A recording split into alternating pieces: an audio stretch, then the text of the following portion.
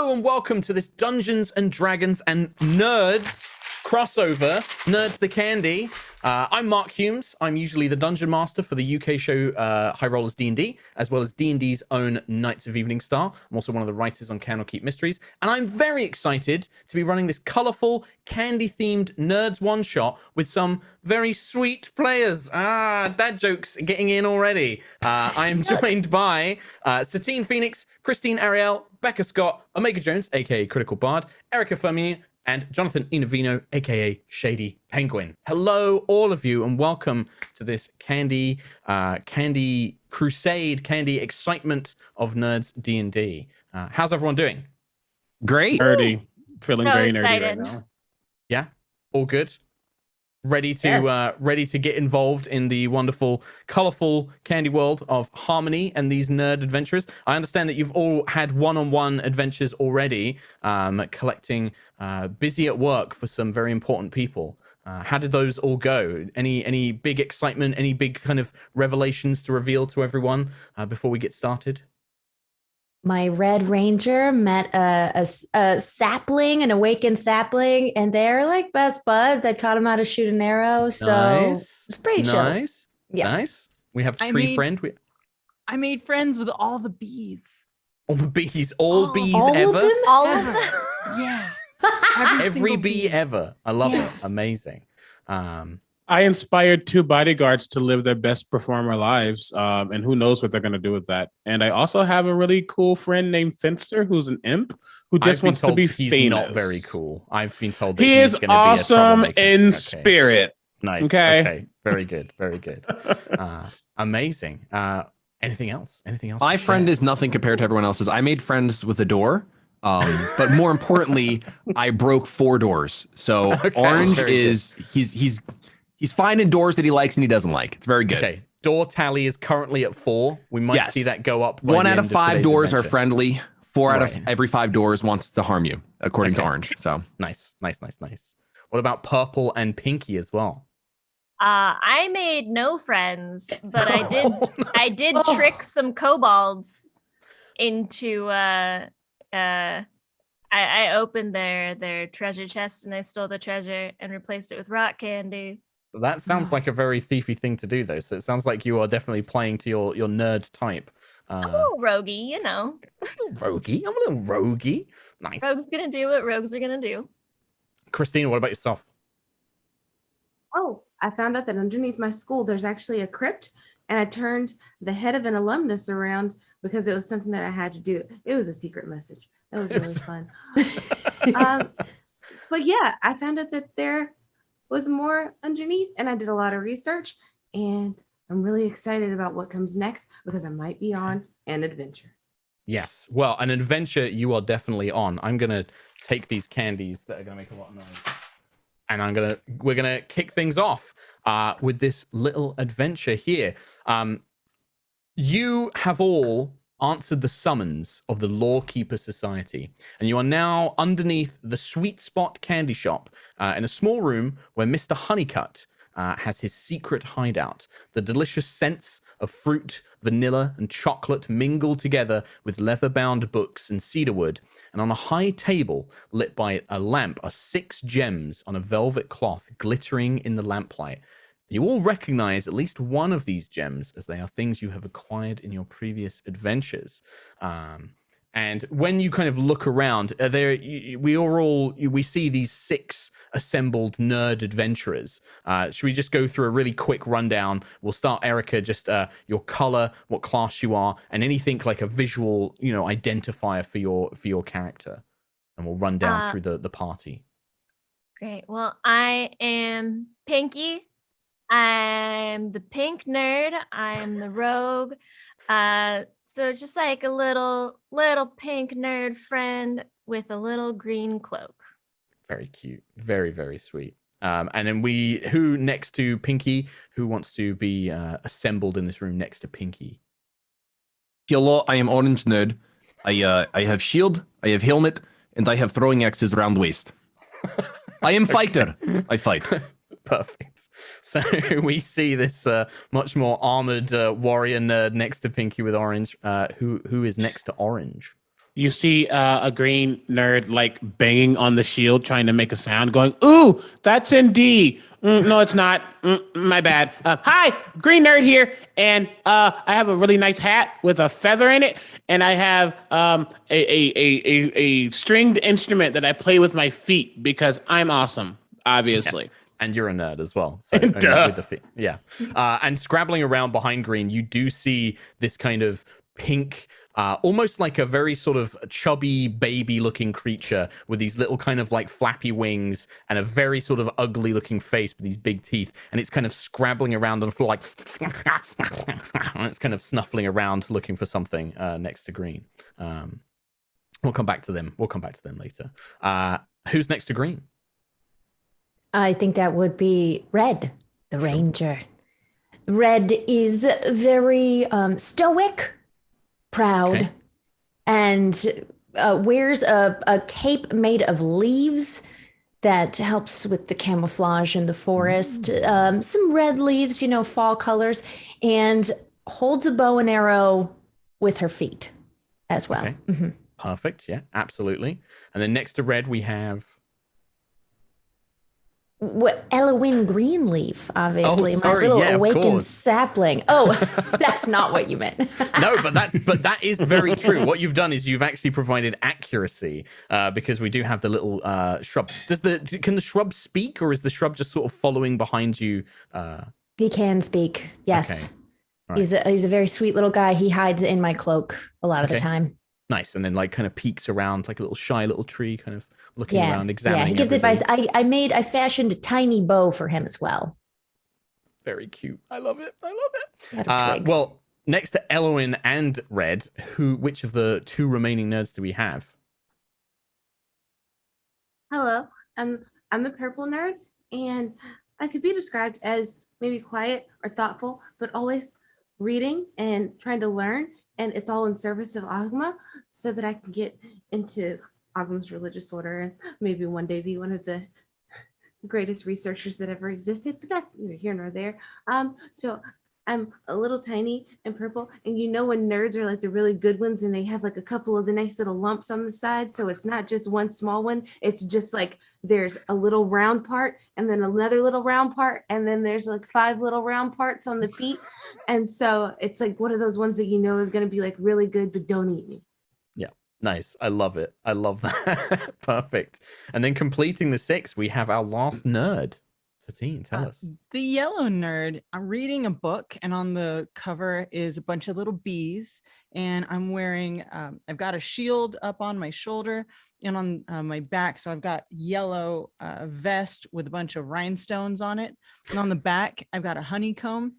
I'm holding like so I got my shield on my shoulder, a book in one hand, holding kind of like a baby is a giant blinged out mace.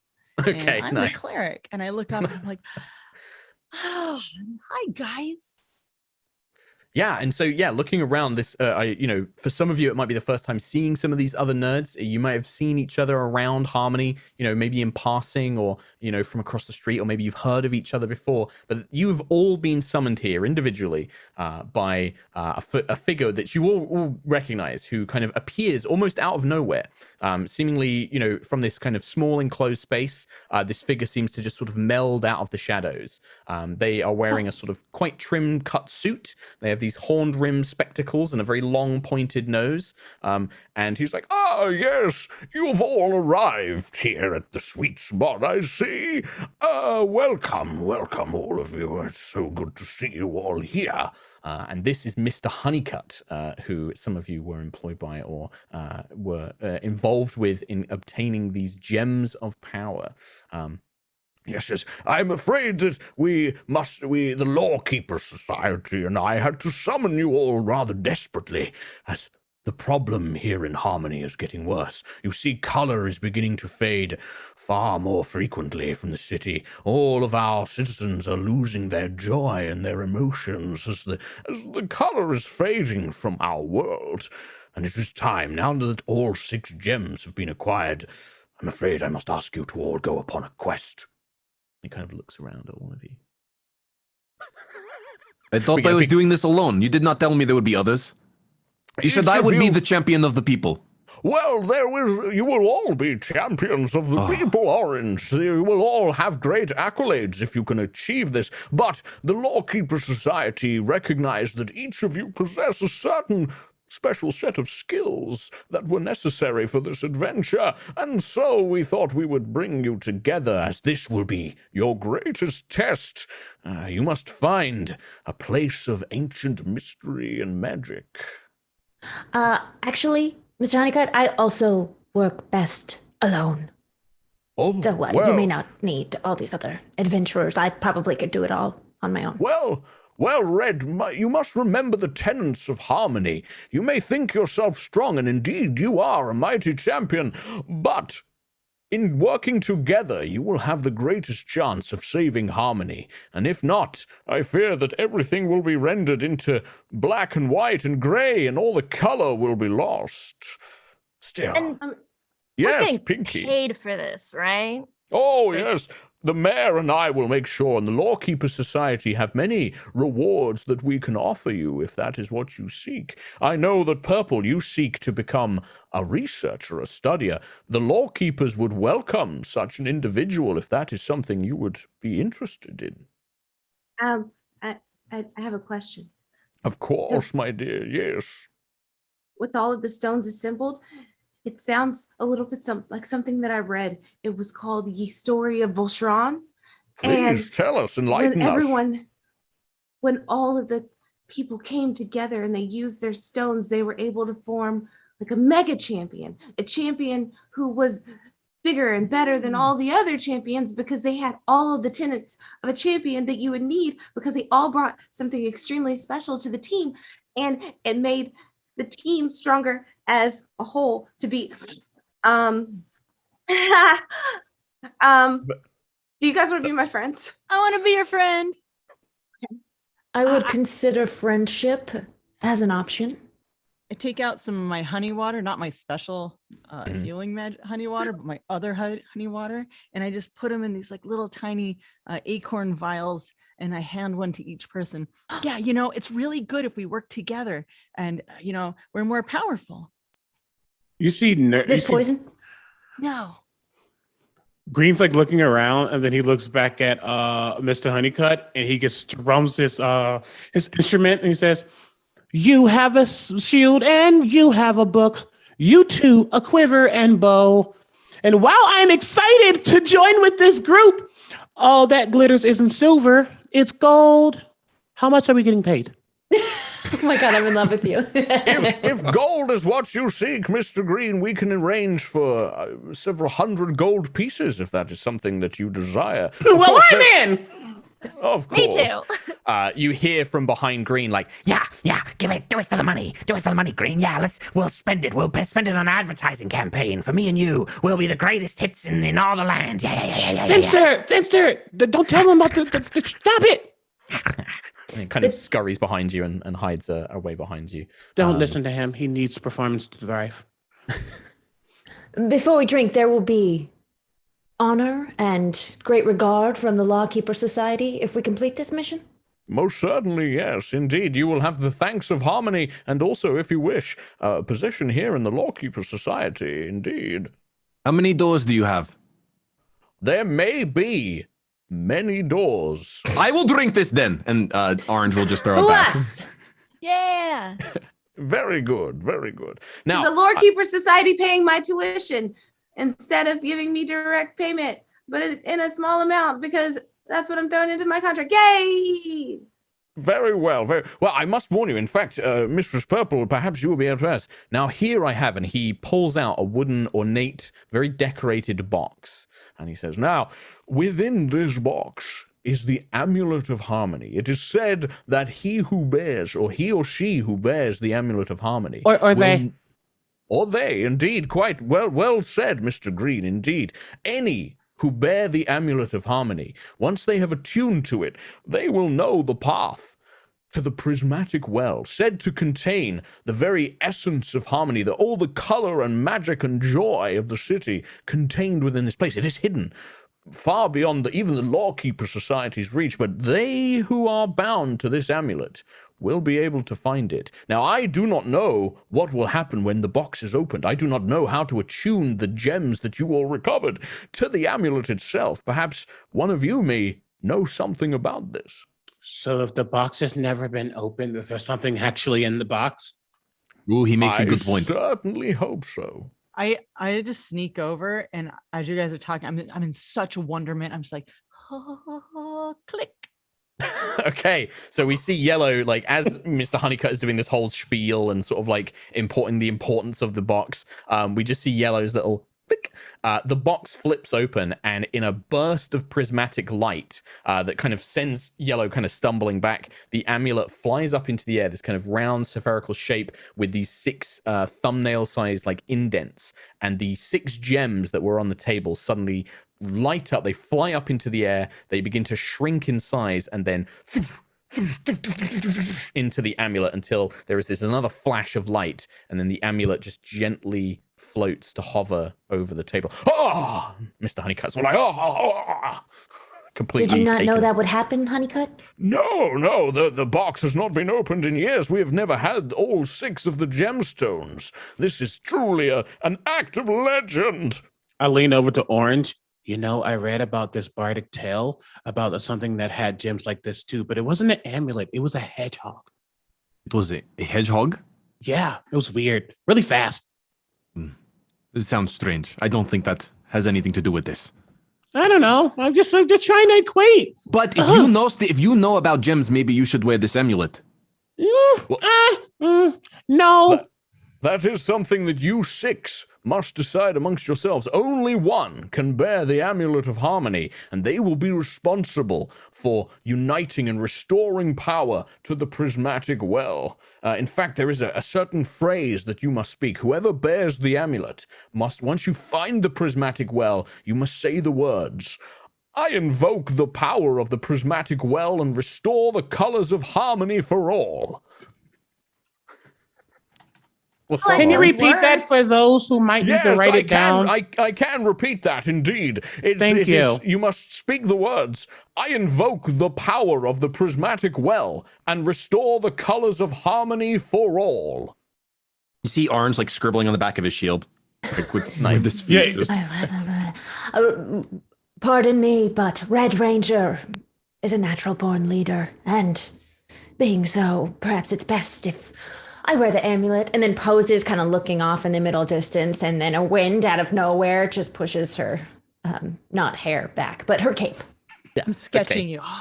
You see, when that happened, like Green just strummed and a literal wind did blow, but it acted like it wasn't him. Like, totally natural. Ooh. Or we can trade off. I don't.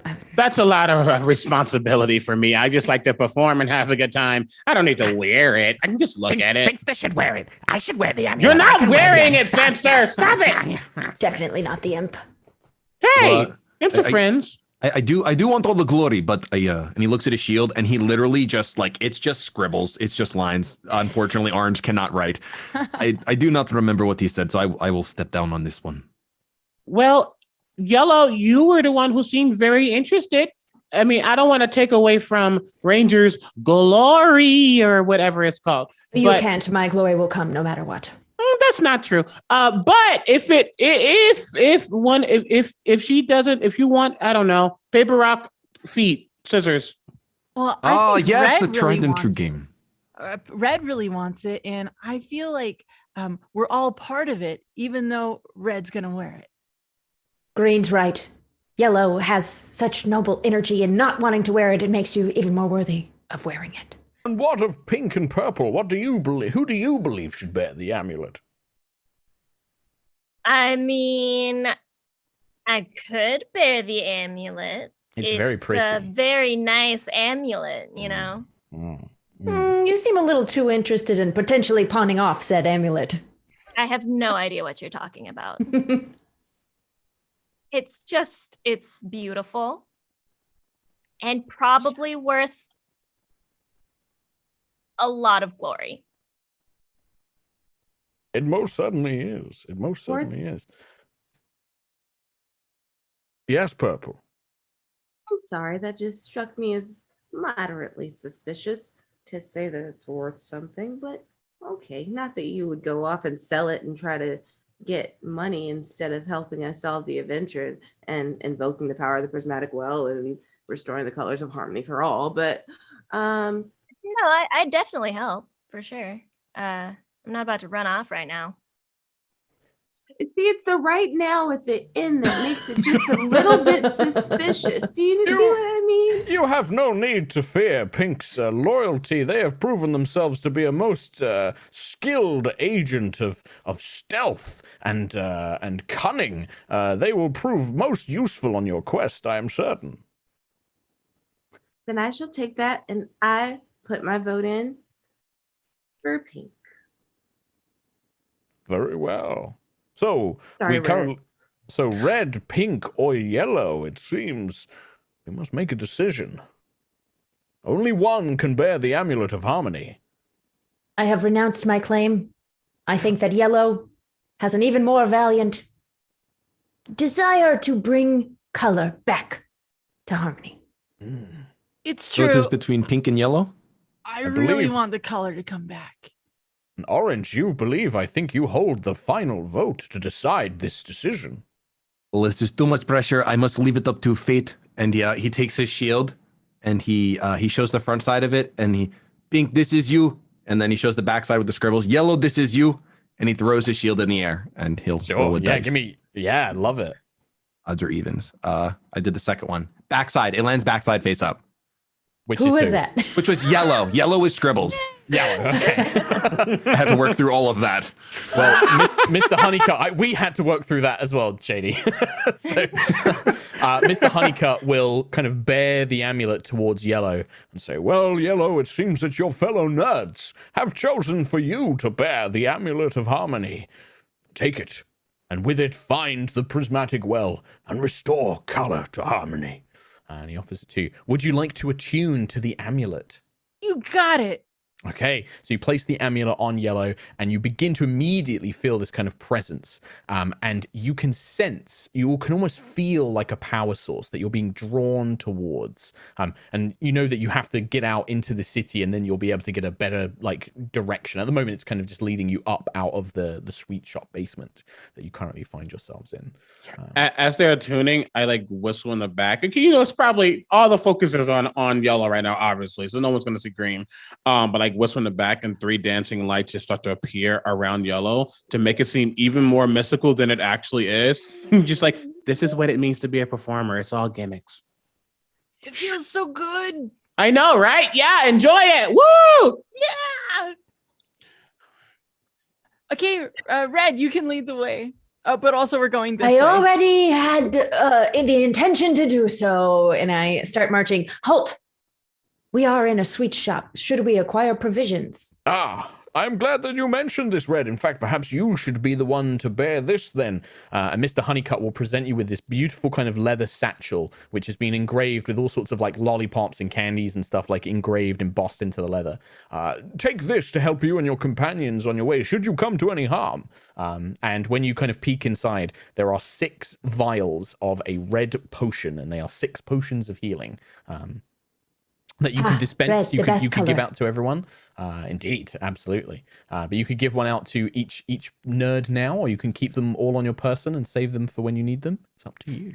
I have an incredible embossed bag covered in very nutritious provisions. And so I will carry them unless anyone needs to carry theirs.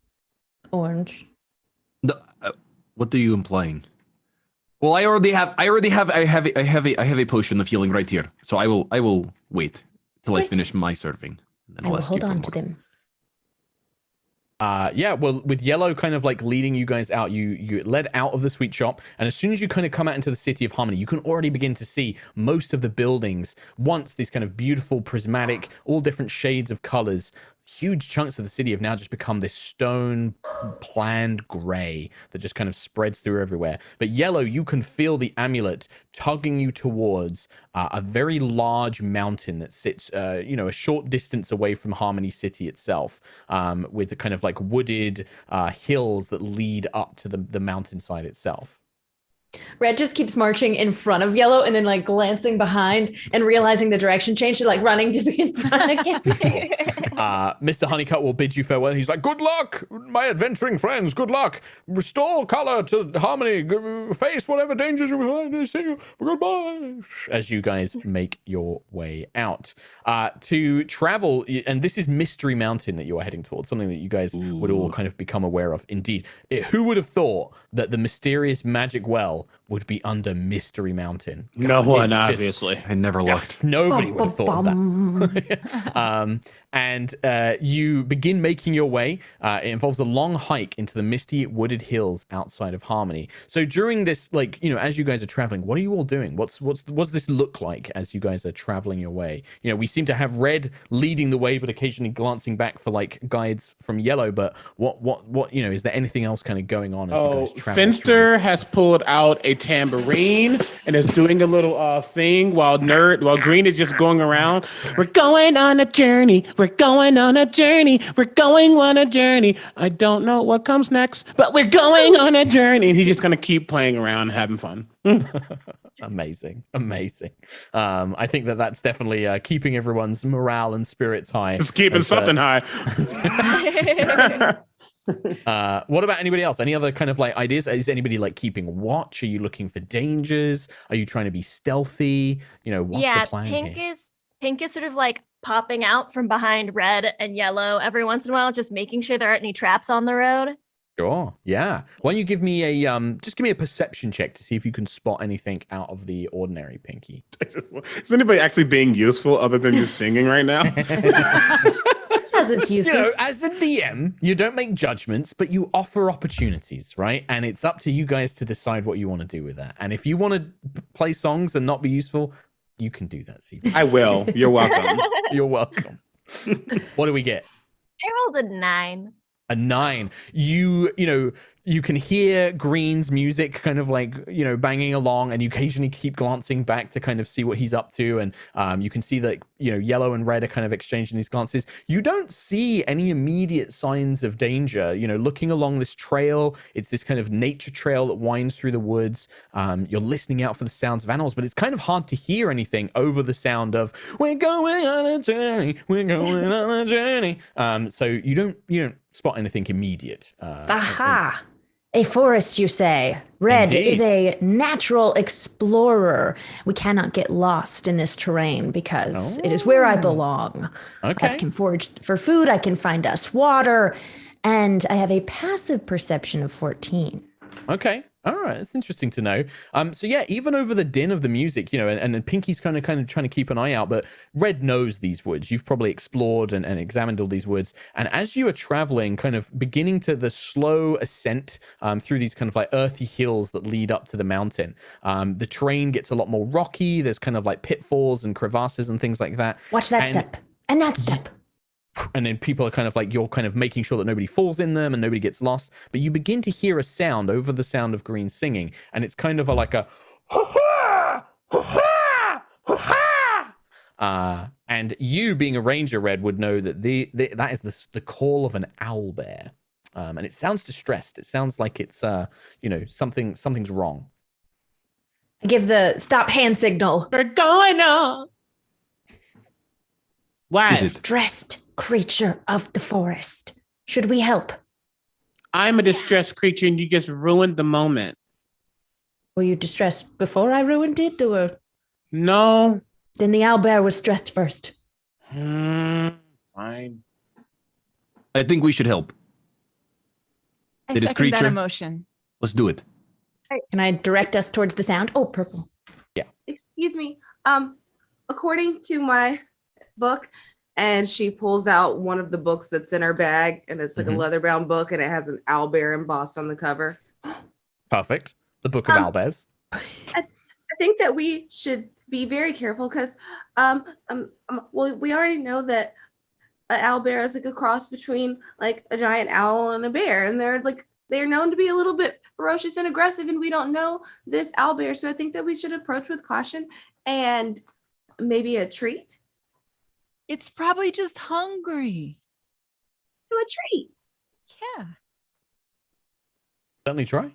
So at the moment, like Red, you know that the owlbear is nearby, but it's through some thick trees. You can't see it yet. You're going to probably need to like go and investigate what is going on with this owlbear before you know any more details. I would like to climb a tree to get a better vantage point. Oh, very good. Yeah. You don't need to make a check for that. I think that it's quite easy enough for a ranger of the woods to climb up a tree and get a better vantage point. With these toes, easy. These toes, easy, easy. You can see a short distance away from the trail that you've been traveling at. You see the source of this distressed owlbear. It appears to be a fully grown owlbear is kind of calling. It's kind of making these noises and is reaching down one of these kind of crevasses, one of these like pits that has formed in the earthy terrain, and it's reaching for something. It's like, and it's like trying to reach for something down there, and it doesn't seem to really care that you guys are nearby. It's so focused on whatever is down in this hole. I give a silent signal for everyone to move forward, and I hop to the next tree. Okay, that you can make an athletics check for. Okay. I will give you some free passes, but not on everything. And I think Purple was going to say something too. Yes, I was going to come circle back. 23. Okay, Ooh. you hop to the next tree with ease. I spin in the air. Christine. So I'm thinking that if you're reaching down into a crevice, then there's probably something down there. Or do I say crevasse? But there's something down there. So I want to help. So she grabs her wand Mhm. and she takes her hand and she traces her hand. Mhm. And as she traces it, it starts to turn into a mist and slide out. And you see her mage hand like go down into the crevice. Okay. When the mage hand, because it's visible, right? The mage hand looks like a kind of like misty hand. The owlbear, the big owlbear, like tries to swipe at it. It's like, and it's like, almost like it's worried about this hand, but the claws just kind of swipe through it. It just passes through the. So you're the saying that it missed? it missed. I'm Nice. saying it missed. That's as good as my sweet pun that I made earlier.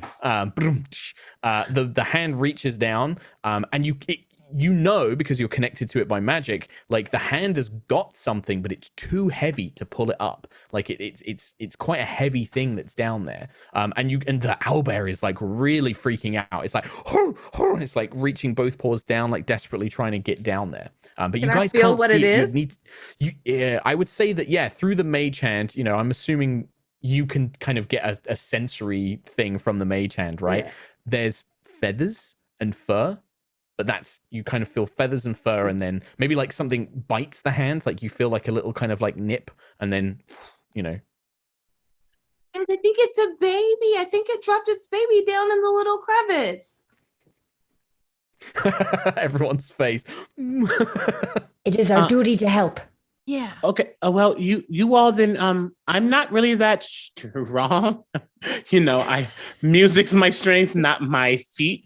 But if you all can go, get it out, I can like distract the owlbear so they don't like think you're a bad person. I can like calm them down or something. That is very good idea. I am very strong, so I will jump in hole. And Orange puts his shield down and his axes down, and he literally just starts like heading towards the hole. Okay, so when you start heading towards the hole, the owlbear like whips its big beaky owl, like it does the whole 360 rotate thing that owls can do. It's like, whoa! And when it sees you, it starts like, and it gets like on its big like back legs, and it starts making itself really big. Green, do the thing! Green, do the thing! I run up and get, bring, hey there, owlbear. Why are you so down? Let's bring you two back together. Make that smile out of the frown. And I'm just going to start playing a song and just trying to calm them down. More so just pull focus. Yeah. Well, I tell you what, how about, because this is, normally, a song, if this was like a humanoid, this would be a charm, but I think this is going to be an animal handling as you're trying to kind of like distract the thing and calm it down. Yeah. Oh, yeah. Let's see what this roll is. Okay, cool. I'm saying if I got nope. That's wisdom, right? Yeah. Yeah, cool. That's a 10. A 10. So you run up and you achieve what you wanted. You distract the owlbear from Orange, who like jumps down the hole, no problem. But now the owlbear sees this little green thing making lots of noise at it, and it comes barreling towards you, and it's gonna swipe one of its big clawed paws towards you, Green. I want to jump on the owlbear's back. Okay, so that the claw is definitely going to hit you with a 20 to hit. CB.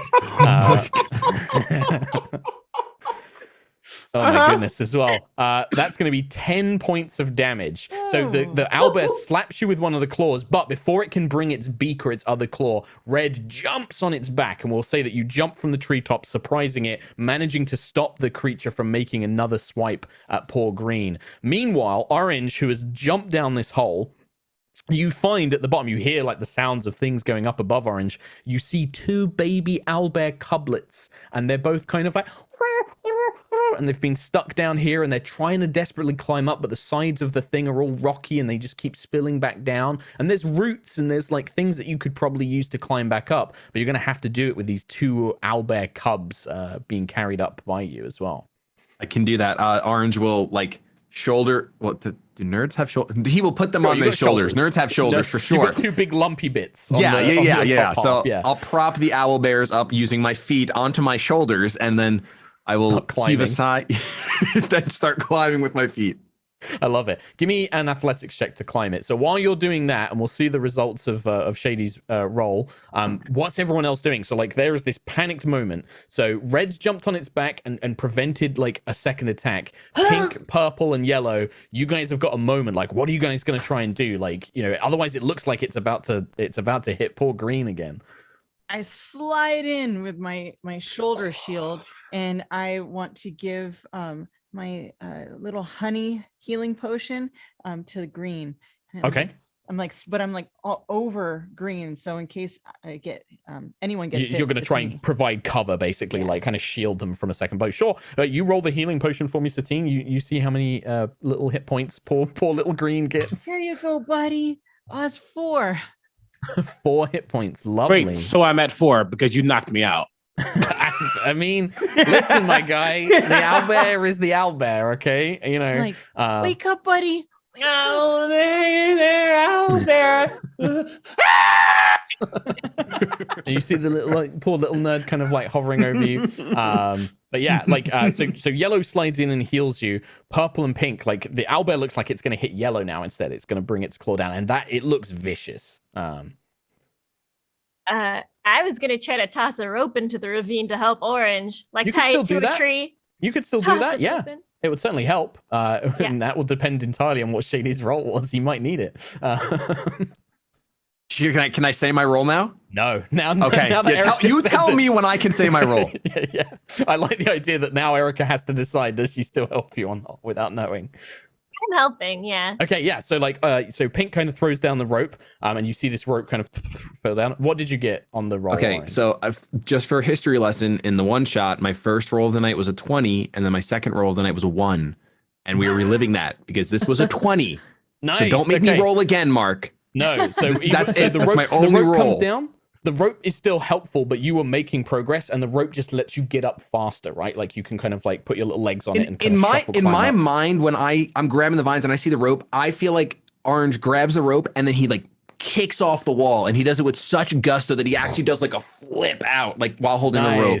I love it. So Pink, you see Orange heroically with these big, nerd shoulders with these 2 owlbears, like whoosh, slow-mo kind of falls over, clutching your rope in between his little feet and lands on the ground as the 2 little cubs kind of like gently kind of like land on the floor next to him. Purple, what about you? Like as this is all happening, you're the last one who's got some moments to do something.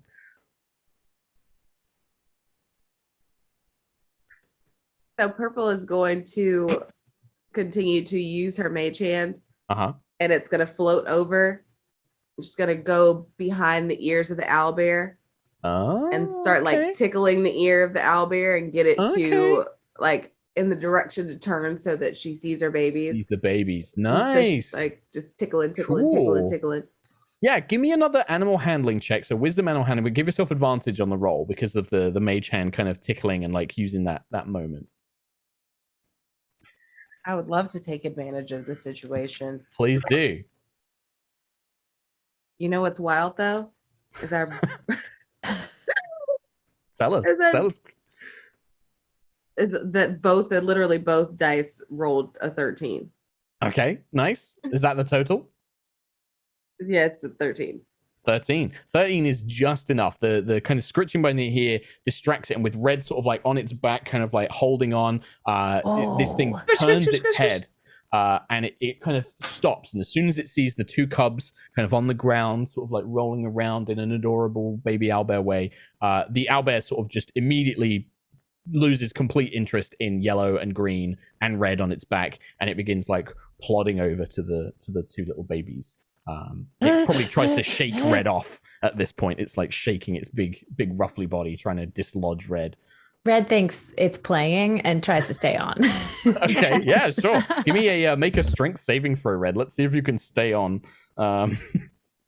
20. 20, yeah, 30. you managed to hold on. You actually managed to kind of almost like riding a horse. You kind of grab some of its feathers around its neck and get your little nerd legs in position. And you're now riding the giant owlbear, who sort of slowly plods over to the babies, and she kind of nuzzles their faces and like picks them up in her beak, and becomes very docile, and just sort of like looks around, and you hear like a kind of looking at all of you. And yeah, like doesn't seem to be aggressive in any way now. Woo! I slide off.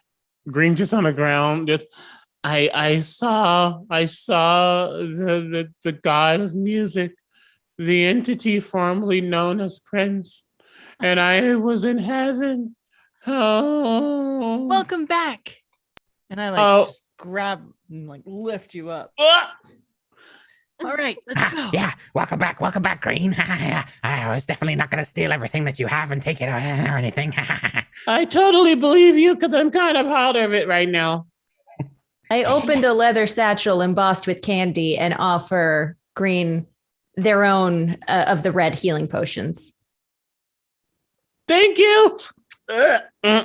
Prestidigitation, turn into cold brew. Delicious. That's a D4 plus 2, I think. Yeah, 2d4 plus 2. Yeah, 2d4 plus 2. Thank you. Oh great. Cool, great. What are you? I have this new dice and you just okay. It's the problem with new dice. You're like, hey, what does I'm this back actually to say? 4.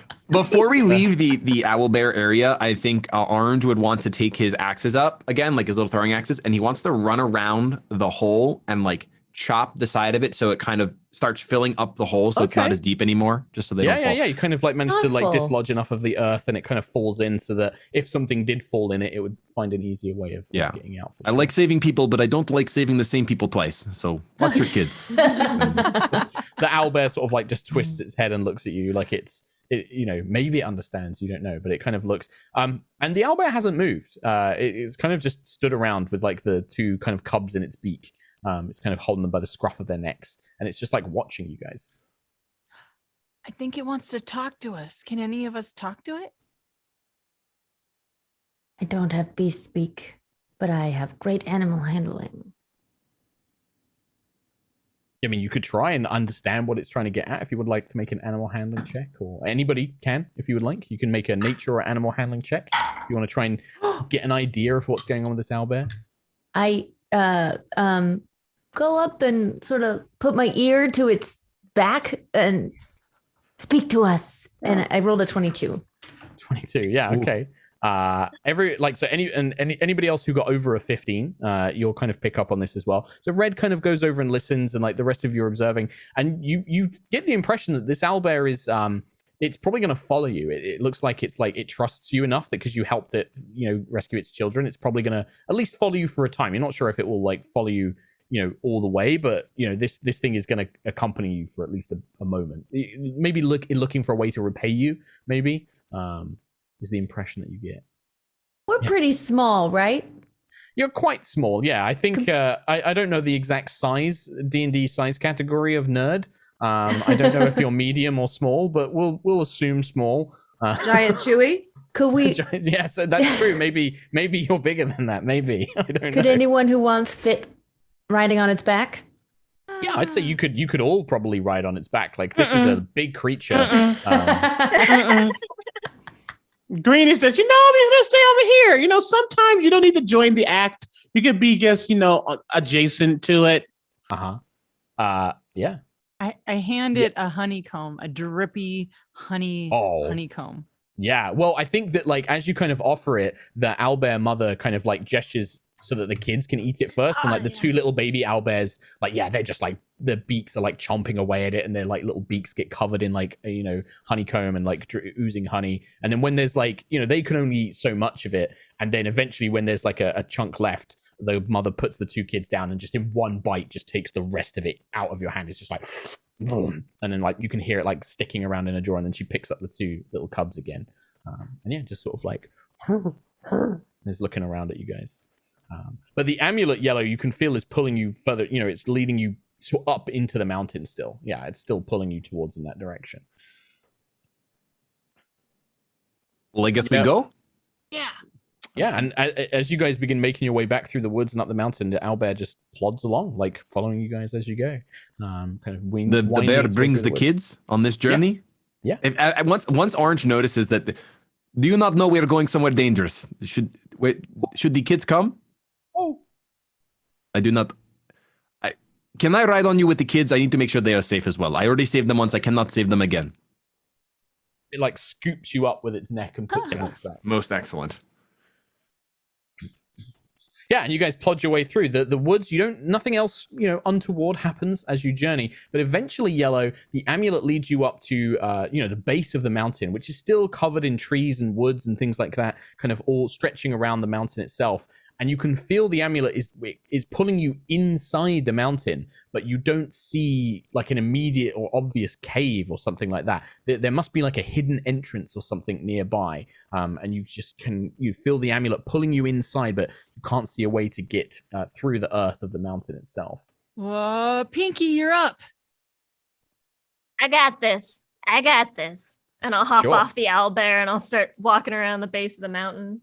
Yeah, absolutely. I think that Pinky, you don't even need to make a check here because, this is what you do, right? You find hidden things, right? This is your specialty kind of thing. And after a little bit of searching, you spend maybe about five or 10 minutes, you notice that one of these big trees that's kind of growing out the side of the mountain, one of its roots casts a really unusual shadow.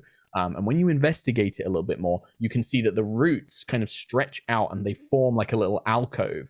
Behind the alcove of which you see two things. You see a big stone door carved into the side of the mountain, and it has lightning bolts engraved on the sides of it. And then the other thing, which is really weird, you see a kind of bull's skull, a big cattle skull that you might see on a ranch or something. It's just kind of on the ground looking out from where the door is. It's being put in front of the door, and it's looking out. I'll pop my head out from behind the roots and I'll be like, I found a door and a skull. And then I'll pop back down and I'll look for traps. Okay, yeah, make an investigation check for me on that one then. Because this one is not a free pass. On the word door, I look to Orange, ready to stop him if he tries to fight. Okay. Investigation? Yes, please. 30-20. 30-20. Yeah, so there's a couple of things you notice immediately. First of all, that skull, the earth around the skull has been disturbed, something's buried underneath it, and the skull is put on top of whatever is buried. And it must be pretty big, whatever is buried under there, because the earth has been displaced in a certain way. And the other thing you notice is those lightning bolts carved into the door. You can see that there's an ever so slight glow to them. The door doesn't have a handle, but it does have a keyhole. And you get the impression that there may be something's connected there, the lightning bolts and the keyhole and the door are there's some sort of magic about them, but that's kind of a little bit beyond your knowledge at this point. Pinky, did you say there is door? Yes, but don't hit it yet. Is it friendly door? I need someone who knows magic to find out. Hi, I'm magic. Great. There's something happening here, and I don't know what it is.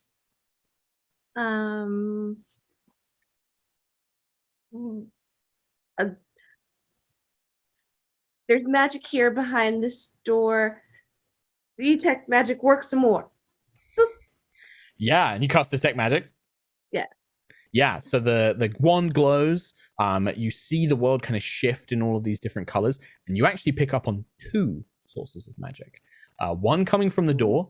You can tell that there's evocation connected to this door, probably lightning in some form, judging by the carvings. And you think that it might be connected to if somebody tries to break the door down, or if somebody tries to pick the lock and fails, there will be some sort of like evocation magic that will take place. But the most worrying bit of magic is actually the skull, because the skull and a large shape beneath the earth radiates with necromancy magic. And you can see that this thing is guarding the door, basically. Pinky's like looked at it and seen it, but hasn't gone close enough. And you think that if anybody gets close to that door, that skull and whatever's buried is gonna come up.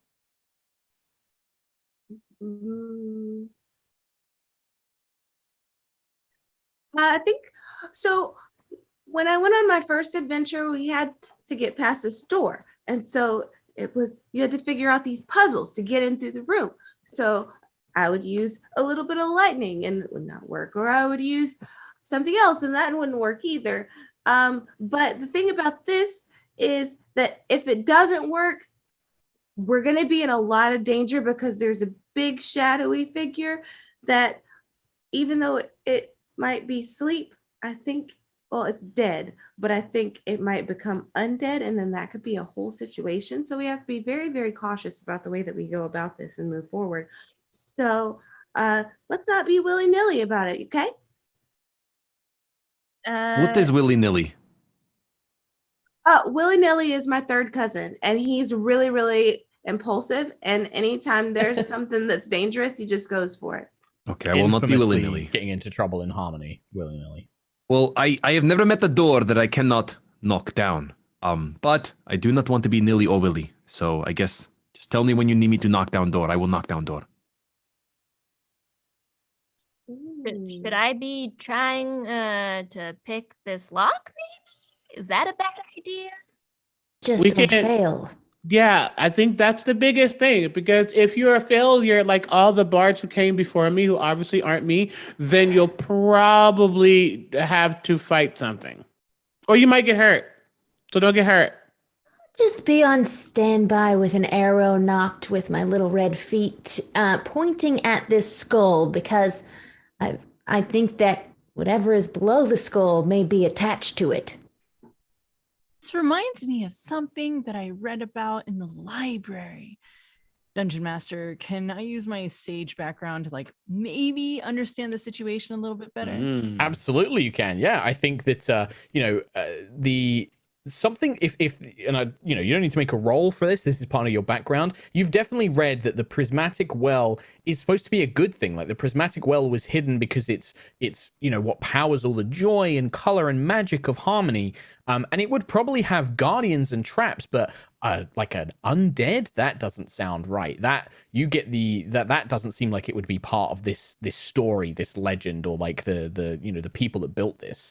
Whatever that thing is, you think maybe like somebody's put it there, but they would have had to have done so recently, especially if what Pinky said in like the Earth's been disturbed. It sounds like somebody's buried this thing to stop people finding the door or to stop people going through it. So it looks like someone's trying to work against us. So maybe we just Seems that way. double kill it. If you kill it, something that's killed already. it's Double like a kill for double sure. Negative. So it's a pause. I never was really good at math, but that's what I remember. All I have to know is 5, 6, 7, 8. I understand. Let's liven it up so we can kill it again. So, yes, Skull Pinky. first, skull first, door second, Oh, or door first, skull second? Maybe you think- look for your opportunity once we've distracted it. I think we should prioritize door. Door is you do not understand the doors that I have met. If they are not friendly, they are very unfriendly. So if Pinky unlocks door, I think maybe Big Boy does not disturb us because the door is good. But if the door is bad and Pinky does not unlock door, but But if Pinky happens to like, hey, if the door it's like in C major and she plays like an E minor and it's wrong, not only will she get like zip zap zopped, then that thing will also, come alive or whatever, and then she's already hurt, and then she got to deal with Skull thing. I think Skull makes more sense first. Has there Well, ever they- been a better enemy in D&D than a door? A secret door. The door is Womp the womp. most terrifying thing you can They ever are put dangerous, against- Mark. You don't understand. I love it. Sorry, Orange Erica. I understands. totally interrupted you, but I'm dying here. No, you are. I you're want to interrupt because 5, absolutely 6, 7, 8 right. was such a good joke. Go ahead. Okay, my arrow is knocked, and I say, Pinky, you kick it off, and we'll be ready to back you up.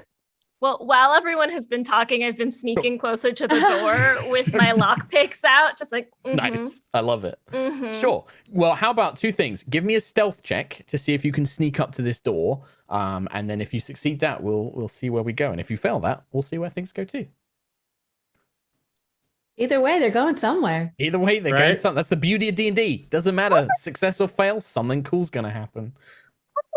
13 faring. A 13. Well, why don't I make a perception check for this enemy? Because this enemy is keeping watch, but it's Remember, not he's asleep, particularly- Mark. The enemy is asleep He for is sure. asleep. I Well, assume you I mean mean, the asleep- door. Yeah. You make your way past the skull. You get to the door. Seemingly no problem.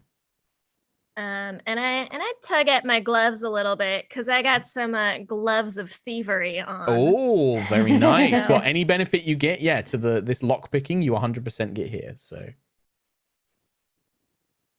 Okay. yeah. And is this sleight of hand? Sleight of hand, yes, yeah. And using your thieves tools, and you'll have your proficiency bonus and all of that good stuff with it. So whatever your sleight of hand bonus is. Is it okay? If I have a +5 sleight of hand and I'm wearing my gloves, which gain +5, is that an additional 5 on top of think my so. modifier? I think so. I think that's And a then a plus 10. 21. 21. Ooh. Your little hands, your little nerd feet, and then you hear a click, and you hear the kind of grinding stone. But that grinding stone is enough that you see in the ram skull, this big bull cattle skull, 2 blue orbs come to life, and this thing begins pulling itself free from the dirt as this giant minotaur skeleton begins pulling it free. Now, Red Ranger had an arrow knocked. Do you want to loose an arrow? at I this thing do, but may I before we roll quickly initiative? Yes. determine whether or not this thing is my favored enemy, because Red has a bone to pick with constructs? Constructs. This is not a construct. Obviously, this, I know. This is an undead creature. This was a once living minotaur skeleton brought to life by foul magics. Unfortunately, not a construct. Yeah. I hate other things more than you, but I still release my arrow right into one of its blue orb eyes if I can aim that well. Absolutely. Give me an attack roll. Absolutely here. Whilst I quickly write up everyone's initiatives. No. No. Well, let's see. What'd you get total? What's the total? Well, no, that's a 7. 7. That's a no, Becca. I'm sorry. Yeah, the arrow kind of flies through, and it plinks off the thick skull of this thing. It kind of ping and bounces off, and this thing just turns its blue eyes in your direction. Why don't we roll initiative, everybody? Ah! I know. Exciting times. Well, Again, I have a little bag of sand. that bag of sand, I'm telling you, it's going to save the day. Pinky, what do we get for initiative? if I'm gonna roll a natural one, it might as well be now. It might as well be now. Good So call. that brings my initiative up to a 4. A 4. Lovely. Red. I am a 15. 15. Orange. 18. 18. Purple. 17. 17. Green. 19. 19. And we'll just have Finster go after your turn, Green. So when you finish taking your turn, just feel free to have Finster go. So Should I just use the imp stats? Because I didn't have it just pulled use up. the imp stats. Yeah, that makes sense. yeah. I didn't even think about it. Yep. And you can control him in battle, but I'll play Yeah. his horrible personality. Yellow. 5. 5. Wonderful.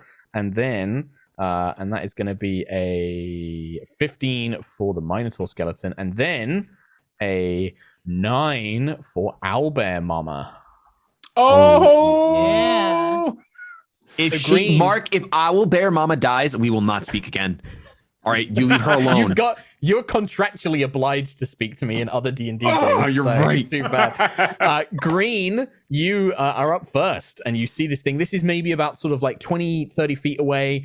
Pinky's behind it. Like, Pinky's right next to this giant skull beast, but it has turned its attention on Red, at least for now. It doesn't seem to know that Pinky's there. Cool. Yeah, that's great. Because Green's definitely like laser focused on Pinky until you realize the thing actually comes alive, screams like heck, and runs back, pulling out his little loot and goes, "Finster, back me up!" You hear another, and he goes, he looks at Orange, he goes, "Orange, please protect me. That skull is gonna eat me. Beat that thing all the way up." And I'm giving you bardic inspiration. Nice. Amazing. That is a D6 to you. Cool. And then I am going to, because that was a bonus action. It was a bonus action. I'm going to I don't think no. I'm going to take out my well, actually my loot.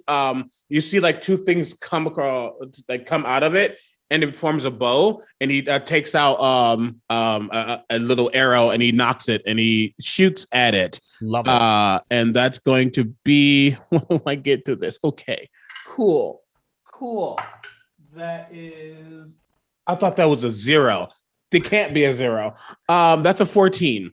14. Yeah, the arrow kind of sinks in. It kind of breaks some of the rib cage bones of this Minotaur skeleton. Give me a damage roll. Max damage. That is 8 points of piercing damage. 8 points of damage. Lovely. So that it kind of breaks off some of the bones, and the kind of Minotaur skeleton kind of like crumples a little bit, like as it runs. And I'm still in the back. You're not touching me. You move to the back, and then does Finster want to do anything?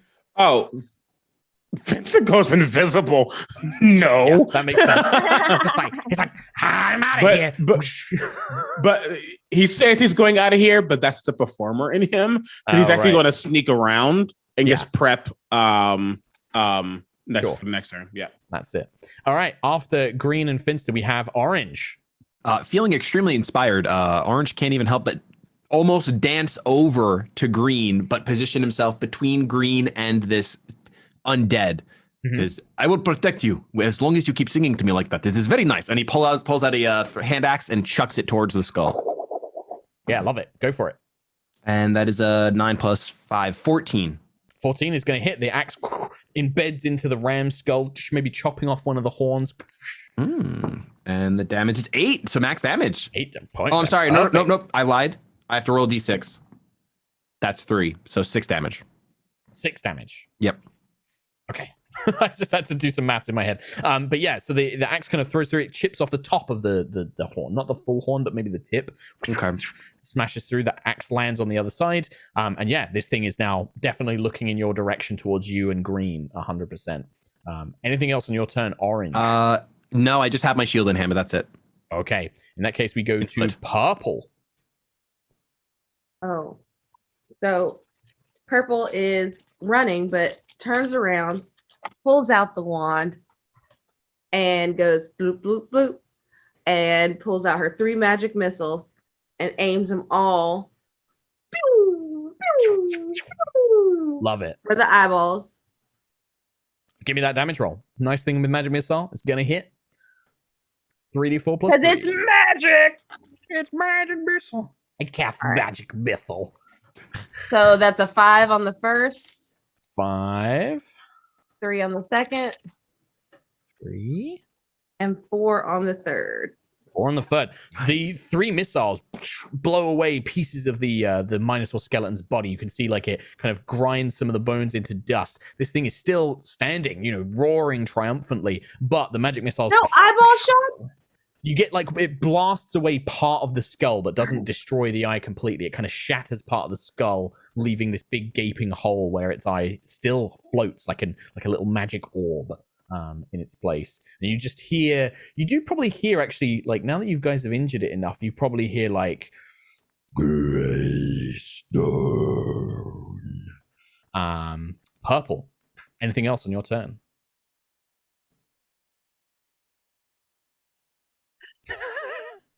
No, she's gonna carry on. Okay. She's Red. gonna say, "Yeah, you better run." Nice. Well, in that case, we go to Red because you and the Minotaur have the same initiative, but it's a little bit slower than you are. Aha! All right. I use this moment to call upon my connection to nature and the power of the forest. And at that time, I whip open my leaf cape, and out hops Elowin, my sapling friend.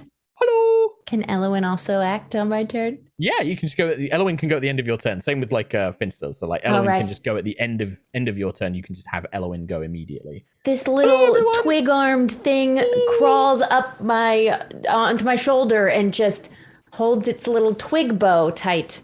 I'm ready to fight. Hello. And I knock another arrow. Sure. This time with the focus of the wind at my back. And the hounds howling. But I only get an 8. An 8. Unfortunately, again, the arrow flies past, and even with the howling winds, it just kind of sails past and embeds into the tree roots behind the creature. The arrow would have hit if this thing wasn't all just bones. It actually passes through the ribs and past the spine. Had this been any other creature, probably would have hit easily, but doesn't sound a hit. So, and what about Elowin? As the hounds continue to howl at my back, Elowin knocks. I use my bonus action to just move a few feet closer as Elowin knocks the tiny arrow and gets a. Should we give Elowin the same bonuses or just flat? Sure. Yeah. Give him the same bonuses. Okay, so it's a 14 to hit. Hits. Yeah, the little tiny arrow. Do you have like a damage stat for Elowin or anything like that? Let's have mine because it's tiny. Yeah, it's tiny. That's what I was going to say. Like a D4 plus like 1 or like half yours, whichever works. I'm happy with those. Okay. It's 4. 4 points. Yeah. So the little tiny twig arrow, the hole created by Purple's magic missile, the twig arrow flies in and kind of rattles around inside the skull, and you can see the Minotaur is kind of like smashing its head trying to get this little twig out. As it, Elowin's just like, "Oh, I did it!" As the little twig kind of flies through. Well done, little friend. Thank you. As you guys finish firing these things, this is the point, however, where the Minotaur skeleton, it dips its head, and seeing Orange protecting Green, the two that have kind of like, and Purple as well, but it's going to charge directly for Orange, kind of sensing this challenge, and it's just going to charge the rudeness. with its horns. It's going to give you the horns as it comes charging forward. Orange, let's see if it hits. That is going to be and Shady will know this, that I roll very well when I DM. That's a 23. No. Yeah, that hits. Canonically, though, even though it hits, when Orange sees the horns coming towards him, his helmet actually has a single horn on it, so he gets down. He takes the challenge. It's down. That is going to be 15 points of damage. Oh, Orange. What? Wait a minute. I'm assuming that we're, never mind. I'm just down. Does it send me flying? Because my nerd body is going to go flying through the air if it does. It does knock you prone if you fail a saving throw, which if you're unconscious, I'm just going to say, it knocks you like 10 feet in the air. It just kind of flips you and sends you flying as your little unconscious nerd body like sails through the air and then lands in the dirt.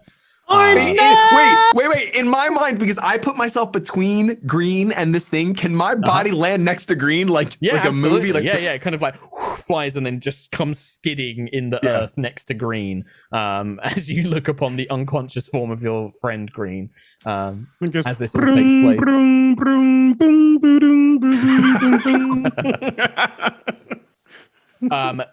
However, the next thing to go, so after we see kind of Orange get thrown, we hear the roar, the howling hoot, saw as owlbear mama is going to come in with a multi-attack with one claw and one beak. She is going to try and make a swipe at this giant skeleton that's hurt her little friend, the one who saved her babies. And that is going to hit on the claws, and that is going to hit on the beak. My goodness, my dice roll very, very well. So that is double-edged, Mark. I know. That is going to be 11 points of damage from the claw attack, and then this beak is D10 plus 5. That's going to be another 10, so 21 points of damage from owlbear mama, which is going to be enough. Not quite enough to destroy it, but she rips one of its arms off, and then with her beak, she kind of tears the arm off of its form, leaving this thing with just one of its arms and half of its rib cages. It looks incredibly decrepit now. It looks like it's nearly ready to kind of collapse as the owlbear tears it and protectively stands over Orange's body, just like kind of calling to this thing, like, "Don't hurt my friend." And then as the owlbear finishes, Yellow and then Pink will be the very last in the initiative. But Yellow, you're up. I run up to Orange. Orange, I got you. And I'm going to cure wounds. Oh, big heals. That is a 7 plus 3. That is 10 points. 10 points of HP. Love it. So you kind of come back to life, Yellow, and you kind of see as a red, orange colors. Orange, you come back to life to see Yellow stood next to you, and the owlbear hovering over you as well, protecting you from the giant skeleton. Orange has a moment of introspection where he's just like, he's realizing he has friends, and he hasn't had friends because he's got an owl bear, a green guy, and a yellow guy, and all these other guys. This is great. All these other guys. This is great. Yeah. Am I still prone though? Do I have to stay prone? You are still prone. Yeah, absolutely still prone. 100%. Anything else on your turn, Yellow? I just sit next to Orange. Okay, nice. Just sit, comfort him, keep him happy, and make sure he's okay. Give him a juice. And some apple slices. Love it. Perfect. So we have Pink last. You can see that this skeleton is nearly finished. Like, you can see that, this is on its last legs. It hasn't noticed you. It doesn't know you're there. But there is also this dark corridor that leads deeper into the mountains, stretching behind you. What would you like to do? Does the fact that this Minotaur doesn't know that I'm there, does that give me advantage? It does. Yeah, it would give you advantage, and you would get your sneak attack as well if you hit. Then I'm gonna shoot at it with so while this battle is going on, Pink kind of like ducked behind the open door and is like been like peeking out. It's like, okay. I love it. Now. And then she shoots her crossbow for a not crossbow, sorry, short bow with a 21 to hit. Oh yeah. Yeah, and is that with the advantage, or do you want to see if you get a critical hit? That was with the advantage. That was with the advantage, yeah. Well, the arrow strikes true. It strikes the creature in the back of the kind of neck in the skull, and you get the sneak attack damage from this as well. And my regular short bow damage is 8, and sneak attack damage is an additional 1. So that's 9 points of damage. I was going to ask, like, how much is the sneak attack damage? Because that 9 is exactly what you needed. The arrow pierces into the back of the skull. You hear like bone crack as the skull, just the rest of the body kind of turns to bone dust and bone meal, and the skull just lands atop the big pile of dust that's left as the skeleton completely crumbles into nothing. And you are now left out of initiative with this long, dark corridor. It's completely pitch black. There are no lights in it. And the hillside forest you can see all around you begins to die down in sound. The little owlbear, not the little owlbear, the big owlbear, she will lick Orange's face, like she'll just give it one big and then she picks up her 2 cubs and then just continues on moving down into a deeper part of the woods. Goodbye, friend. I will miss you, Owlbear. Owlbear. Your name is Owl. Can Owlbell be Owlbear's name now? Yeah, absolutely. Yes. 100%. I name you Owlbell. Owlbell. And yeah, you guys are left outside this long, dark corridor. Seeing the dark corridor, well, first of all, he makes sure that Orange is fine, and seeing Orange fine because he protected him, his hero. He's gonna look down there and goes, nope. And he's going to strum on his little, I don't know if it's a guitar or a lute yet. It's a galoot right now. Okay. And as he does, 4 globules of light comes up, and then they all swirl together and form a small, medium, I don't know what size we are, a small nerd of light, basically. Mm. Because dancing lights, you can actually make it look like somebody. Yeah. And I say, this is actually my scene partner when I need like extra assistance. You know what it is? Mm. It's a nerd gummy cluster because it's all. It's a different nerd kinds of- gummy cluster. Yes, yes it is. That's And awesome. You're but, like, welcome, nerds. so now we have a little bit of light that can travel with us. I Yeah. just have to like slowly play to just keep it going. yeah, May we yeah. take this moment to acknowledge our victory in this small battle amid the war. Yes, I think we should. I feel like I have learned that Mr. Honeycutt was right. We are stronger together. We have magic missile, we have healing honey, we have song, we have arrow, we have crazy damage from sneak attack. You scared me a little bit, Pink. I have to be honest. You're powered. You take down doors quicker than me. I mean, doors sometimes are best finessed than brute, you know? I did not, but now I do. These things you're saying, I don't understand them, but I accept them. You just hear Green in the back. We're stronger together. And that echoes. So as he sings that, the voice of Green echoes down this corridor.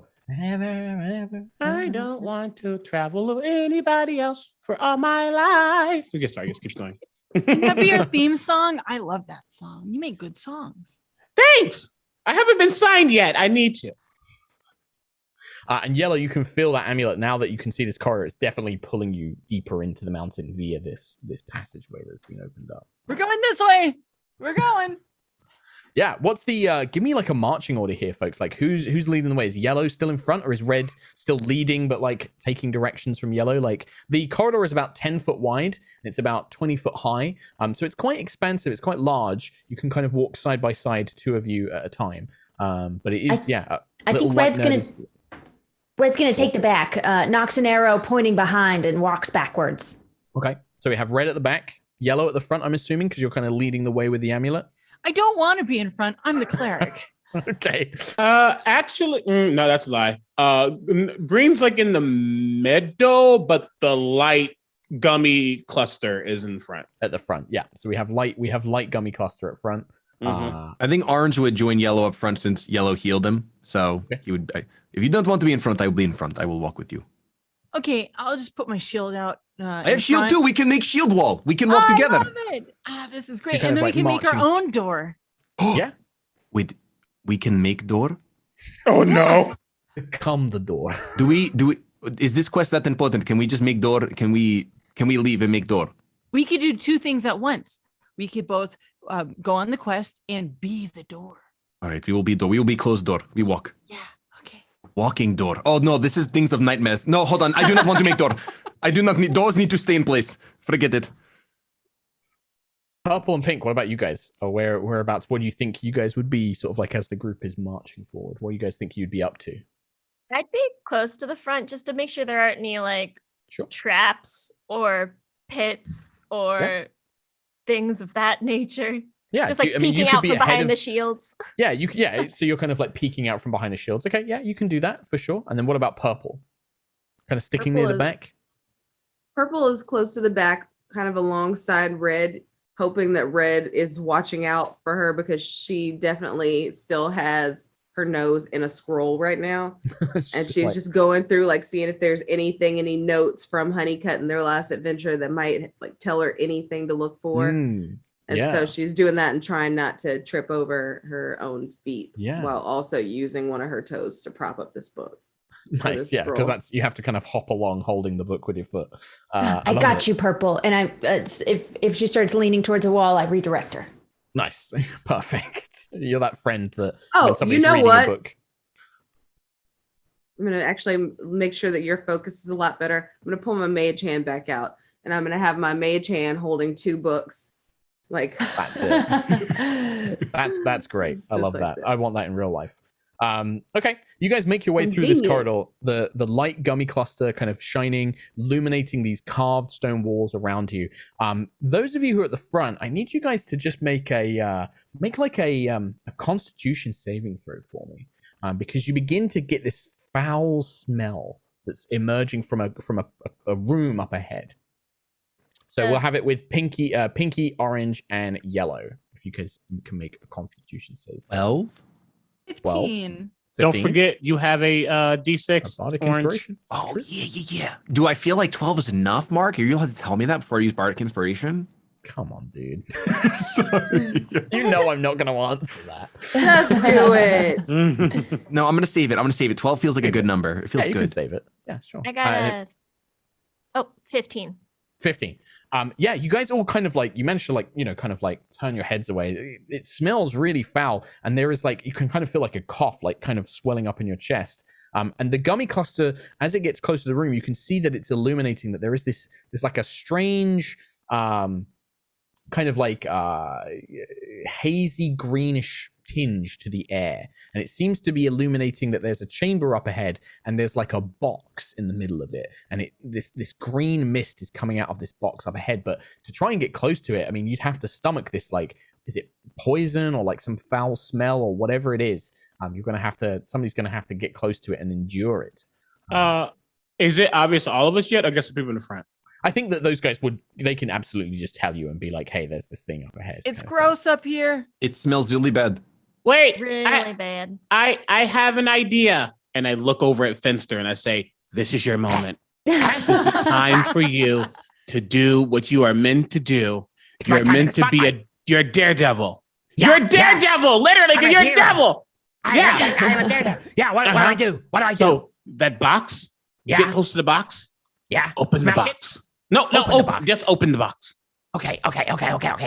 And you see this little imp, this little kind of fleshy baby with wings, kind of like waddle down the corridor, like It stinks down here. It's poison gas, poison. He gets the box. He's like, Okay, open the box.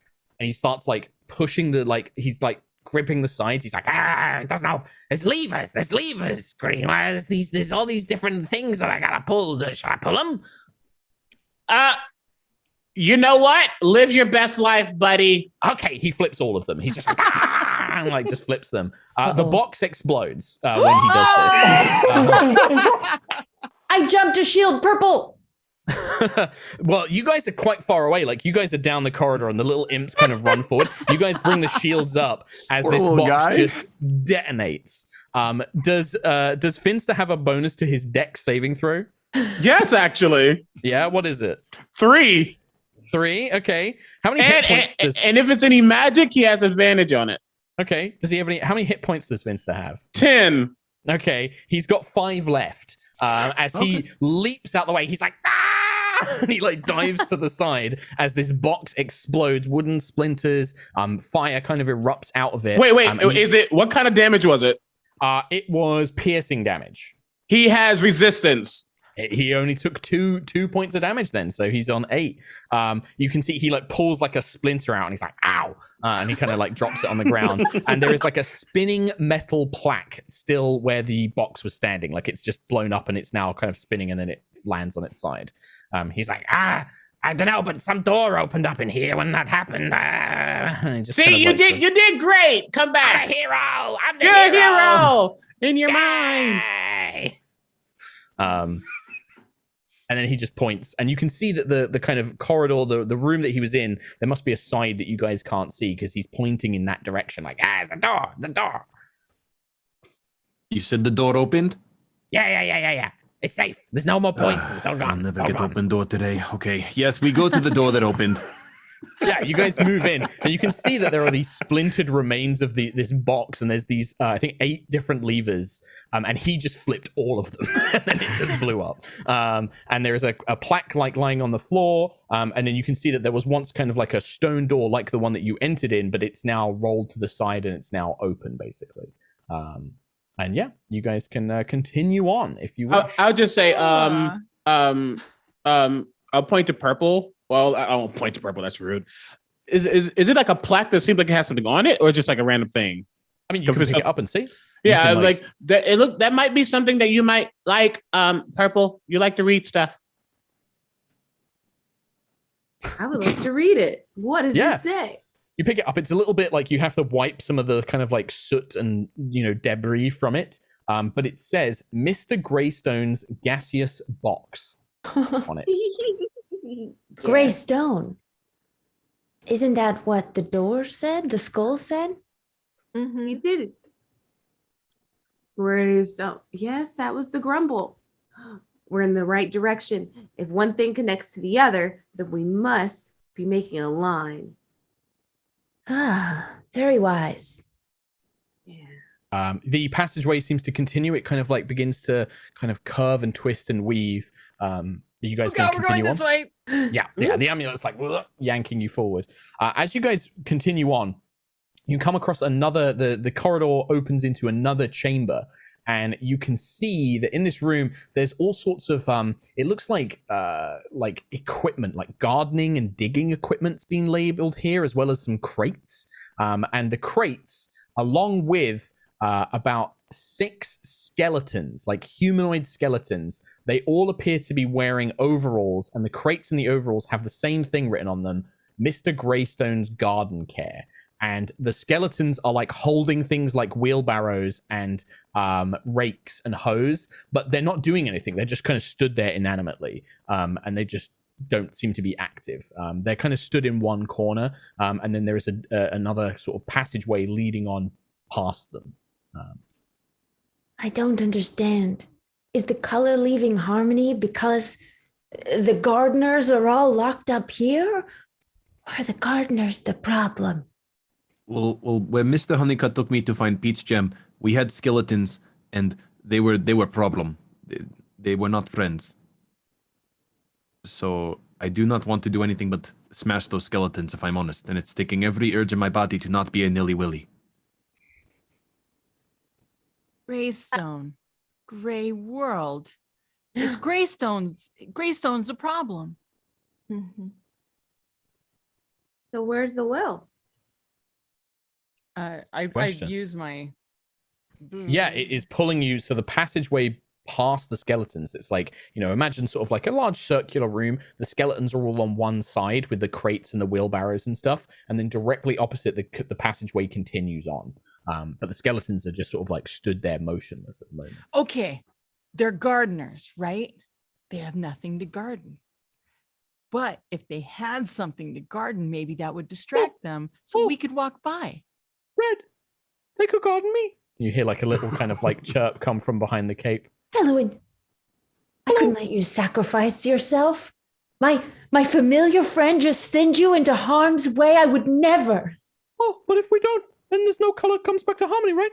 You guys have got to get past here. I have a plan. This is perfect. All right. Just let me hold your tiny boat for you. It passes it up. We've been a good friend. Thank you, Red. This is a goodbye, I hope. See you later. And then he waddles towards the I think skeleton. Green and Finster like look at each other like, what? The little shrub moves over to the skeletons, and as soon as the creature comes near the skeletons, they all sort of, come to life. They look down at the shrub, and they sort of cock their skulls, and Elowen just stands in the middle of them. He's like, "Garden me!" And yeah, one of the skeletons starts like trimming away some loose Bonsai-ing. branches. They start bonsaiing. One of them gets a watering can and starts watering him, and they seem completely engrossed in this. What they're doing, like they're completely distracted at the moment. Please, can we come back and there's been a home makeover montage and like just fluffy big We'll bushels see. of hair? We'll see. Yeah, I'm following Yellow's gesture to go now because this is the best thing that's ever Skeleton happened. Actually, eye for the bonsai. There you go.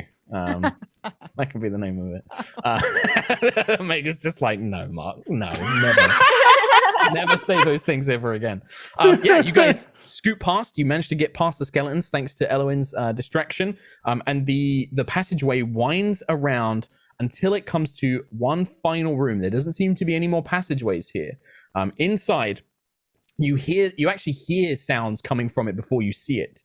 You can hear a kind of like, Mr. Greystone is very obliged for your help, you little purple funny things. We're just gonna make sure that nobody interferes his work, right? and you hear like this kind of like noise coming from inside the room, and then you can hear like what sounds like hobgoblins laughing. Like you can hear like bugbears. Sorry, not hobgoblin. You can hear like a bugbear laughing.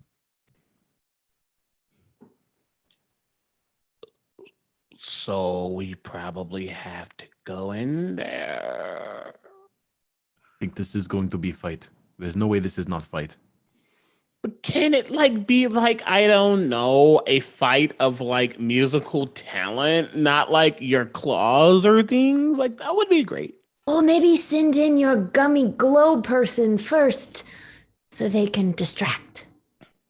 You know, they've always wanted the role, but unfortunately it's always lights out for them. So I could. Yeah, if I yes, distraction. I will send in the He's gonna make a perception check as Green bellows distraction. Can I have a Seems fun. reaction when Sure, Green yeah, I mean, does you that? just do what you want. Yeah. I go, huh, and I excitedly accidentally bless Pinky red and orange. Okay, yeah, nice. Yeah, good. I like that. So yeah, you guys have D4, Pinky, red, and orange. You get a D4 to attack rolls and skill checks, saving throws, Saving Something like that. throws. Saving throws. So you feel this kind of like holy light kind of like fill you as you do so, and as you hear like a what was that? Is somebody singing back there? And then you hear like a hearing that, I'm assuming we heard that. yeah, you guys definitely. Oh, great. Yeah, he goes, singing it now. You just prep. And I'm going to resummon the gummy light boy. And he's going to run out with like a top hat and a cane. And he's going to come out. Exactly. He's going to like run, but he's going to go in and run to the right. And I can send him 60 feet in. Yeah, he runs in. He turns a corner. You don't see anything that happens after. You hear a kind of like a, "Boy, oh, what is that? What kind of? Oh, what is it?" And you can kind of hear like these panicked voices, and like, "I don't know what it is. Hit it with something!" And like there's all these kind of panic noises. And we strike, and then start running in, I guess. Run in. Mm-hmm. Yeah, you guys run in, and you can see this room is almost set up. It would have once looked like a library. You can kind of see that there are like bookshelves and cloisters and desks for scrolls and things like that. It looks like a place of study, maybe. But scattered around it, you can see that all sorts of laboratory equipment has been brought in here, and there are three purple flumps hanging upside down, being suspended by their own tentacles from like a kind of like pulley lever at the top of the room.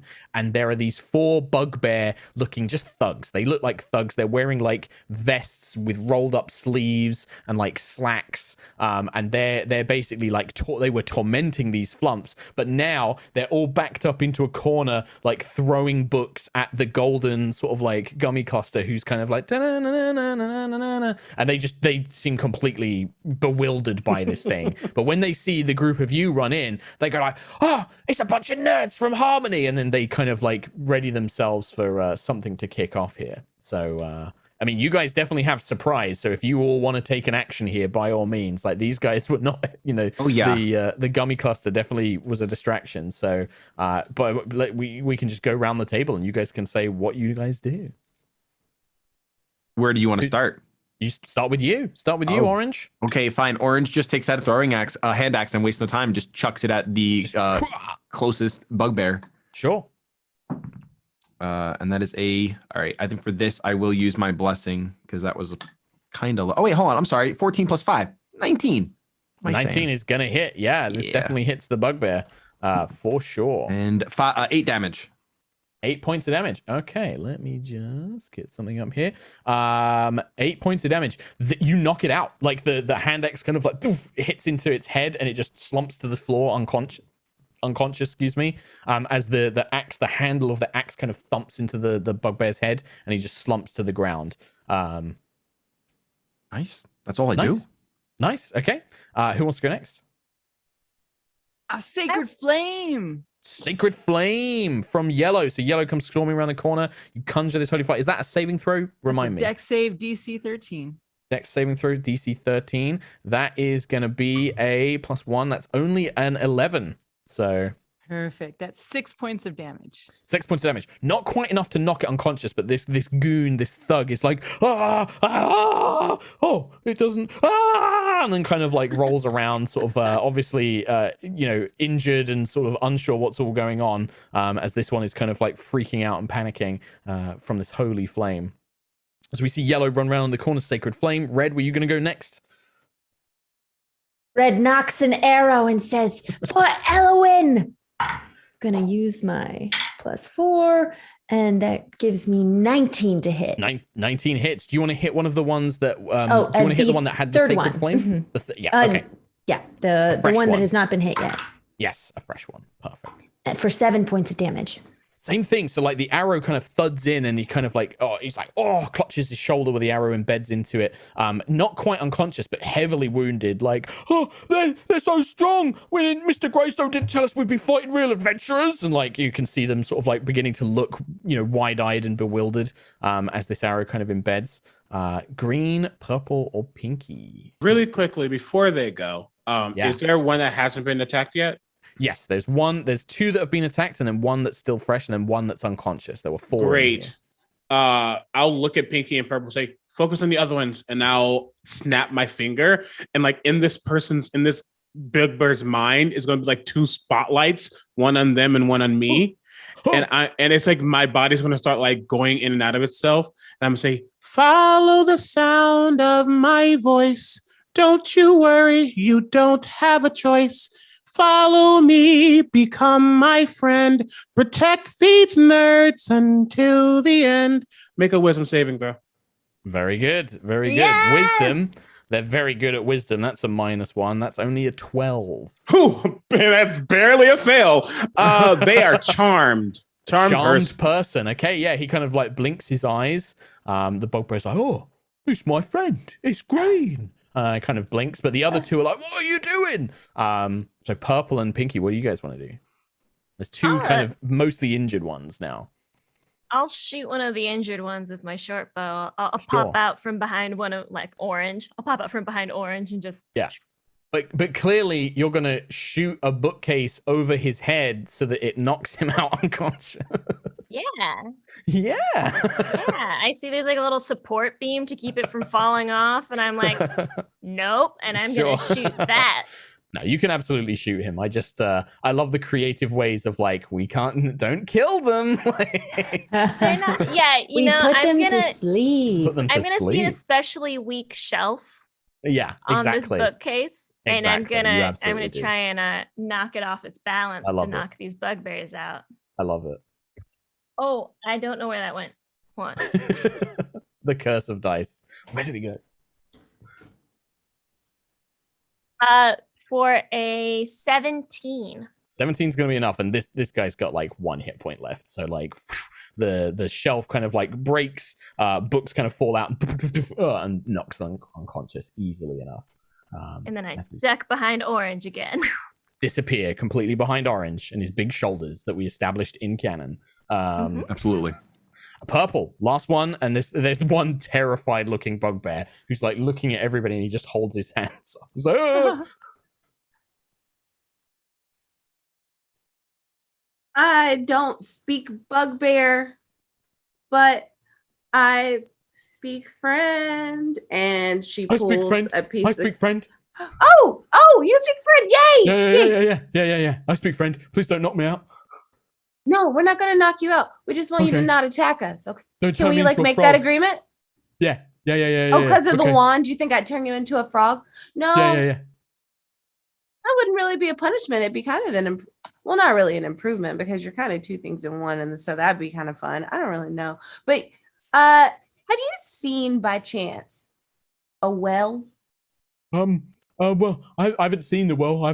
But I think Mr. Greystone wants the well. Yeah, Mr. Greystone. And then the one who's charmed Where's by Mr. green Greystone? is just like, yeah, the well. Mr. Greystone wants the well. Yeah. Where's Mr. Greystone? Oh, he's there's a secret door that leads to the well, I think, but we've not seen it. We're not allowed in there. We've been bullying these flumps. Isn't that funny? And he looks at Green like, yeah. No, they're friends no? too. You will no I'm so longer bully sorry. them. No, absolutely not. I'm so Actually, sorry. you can help get them down for me. Yeah, absolutely. Yeah, so sorry, friends. And he starts unwinding it. And the one who's injured is like, yep, definitely friends. Yep. And is like slowly trying to make his way to the exit behind you guys, like shuffling along the wall, like, yep, definitely. Yep. As Well, soon as I hear the word secret door, I just start walking all around, looking at all the walls. Yeah, I mean, you can find this pretty easily enough, Pinky. There's like a sconce, like a lantern sconce, and when you pull it, you know, thief sense. You're like, if I pull, I bet you one of these torches. You hear one the of them is like stone. slightly different than the rest. Yeah, it's like painted different. So like when you look at it, it's very clearly the only thing you can interact with. Yeah, absolutely. So you pull that, the door slides, and you can see another passageway leading on. But you all hear like a voice in your heads. You hear a kind of like, "Oh, thank you so much, everyone. All those horrid bugbears were just being absolute beasts. Oh, what absolute terrors they were being. And you see that the flumps who have now been let down by Green's charmed bugbear, the flumps will kind of like float in the air, their tentacles drifting around, and they look at you with these big sort of like eyelashed, goofy looking eyes. Hello, thank you so much for rescuing us, little nerds. My name is Goo Boo, and I'm the leader of the cloister here. We are a bunch of scholars, and we've been studying things, and then these brutes have come in and been quite horrible. So thank you very much. What is it you study here, Goo Boo? We study the prismatic well, very marvelous artifact of magical power, but also we flumps prefer, we are quite used to a quiet, secluded life. We find other beings terrifying, I'll be honest. All of you are just, well, you shake me to my very core, but I'm very grateful for your rescue. Yes, I'm afraid there was a gentleman, a man, all dressed in black and grey, a very crude, nasty-looking fellow. He came by with his sad ball. The sad ball seemed to be a very, very tragic-looking fellow. I wonder if it didn't seem that he particularly enjoyed the company of the grey man. But they came seeking the well. We thought that they were friends at first, but then he set those brutes, those bugbears on us, and they strung us up and have been tormenting us. It was awful, absolutely awful. No wonder the sad ball is so sad. We're here to help put things right. Oh, that's good. That's good to hear. Marvelous, my dear, marvelous. Oh, wait, I think we can help. I'm going to open one of the health vials, the healing potions, and split it up between the three flumps. Yeah. Pour a little on their mouths. We'll take a little sip. Delicious, lovely little bit of healing potion. Oh yes, you should try some, Gary. Oh yes, don't mind if I do, Google. Goo Boo and Gary? Yeah, and Trevor. And then Trevor's just like, oh, thank you very much, gentlemen. Lovely. Good, very well with a lovely bit of chai. Oh, yes, very good. Yes, very good suggestion, Trev. And they all sort of like float around each other. Well, you've all been very kind. I must say, we're not used to dealing with outsiders, but if more people are like you, well, perhaps we should make some more friends, don't you think? Yes, we should. Yes. But well, you should be dealing with the grey man and his sad ball. You must stop them. They're doing something to the prismatic well. Yes, no time for pleasantries. No time for chai and tea. No. You need to do something about it. We gotta go now. Oh, Yeah. thanks. Yes. Well, we can talk books when we're done. Oh, Onward. yes, Oh, absolutely. if you Yes. could have 6, 7, maybe 8 cups of chai when we come out, that'd be nice. Oh, most certainly. We'll get the kettle on. Yes, come on, Gary. And they kind of float over to the corner and they begin sort of telepathically or telekinetically pulling little teapots and cups and things like out. Yes, jolly good show. Have good luck storming the prismatic well. And they sort of gesture to the corridor leading on. And yeah, Yellow, you can feel this final tug towards your destination. Any plans before you head in? I don't want to rush you guys. I just want to make sure that we get this all wrapped up. But before you guys head in, anything you guys want to do? Anything anybody wants to say or anything before you head into this final challenge? I just want to pop a potion because I'm not at full and we're going into a final challenge. So I'm going to pop a potion I have on my person. Absolutely. And yeah, back to full. Sweet. Yeah. I will just let you deal with that. Anything else? Anybody else? No. Okay. Yeah. I just want to say, guys, I believed in you this whole time, and I know that I'm the responsible one. I'm holding the amulet, but really, you guys have all been pretty responsible. I know some of you said that you don't really work well with others, but that's just a blatant lie. You guys are great. And also, we should also go on adventures together after this, because we're totally going to make it out of here. You know, we probably can make that happen. It's a bold assumption. I think we might all die here. But should we live? I Oh would make no. this pact. I'm not dying before I get on the broadest of ways. So we got some time. Yeah, and I'm a hero. I'm gonna survive all of you. I'm gonna come out of this. Everyone's gonna say, Finster the Great, Finster the Marvelous. He's the best. As long as I can get my homework done on time, then I think we should be okay. I'm going to write the biggest adventure book about this very first adventure. Now, we should probably go before this thing takes me out. It's like kind of choking you as you go. Charge! We'll catch Shady up as we get into it. You guys make your way into. Was that a sound? No. I was trying to see if that was Shady coming back. You make your way through the corridor and you emerge. You see a large cavern that's illuminated with dazzling colors, unlike anything you have ever seen before. The colors pour out of a stone ring set onto the floor that must be none other than the fabled prismatic well. Next to the well is a depressed-looking spherical creature that has flexible tubes hooked up to its 10 drooping eye stalks. The tubes are connected to complex apparatus that is placed around the opening of the prismatic well, and it appears to be sucking the color from the well itself and feeding it into the spherical creature, though the tubes don't look like they're working very well, and the color is spraying and fizzing out everywhere. The creature is weeping in frustration and desperately trying to figure out how to fix it. Next to the many-eyed creature is a tall brute of a man in a grey coat who is bellowing angrily, lurking behind the eye creature and just kind of glaring at it. You bloody idiot, Nemo, come on. You need to figure this out. How else am I going to destroy the well? And you hear the kind of big, and it is indeed a beholder. You hear the big beholder just like, I'm sorry, Mr. Greystone. I'm trying. It's just, I don't know what I'm doing. I'm sorry, please. And he's just kind of looking, and he just looks miserable. And you see the big man sort of like he punches the beholder like, you useless oaf. What? You owe me everything. I pulled you out the gutter when you were being tormented by those other creatures. You owe me. And he's just like shouting abuse at this guy, basically. Welcome back, Shady. Thank you. You can be as surprised as Orange by all of this. It's the sad beholder.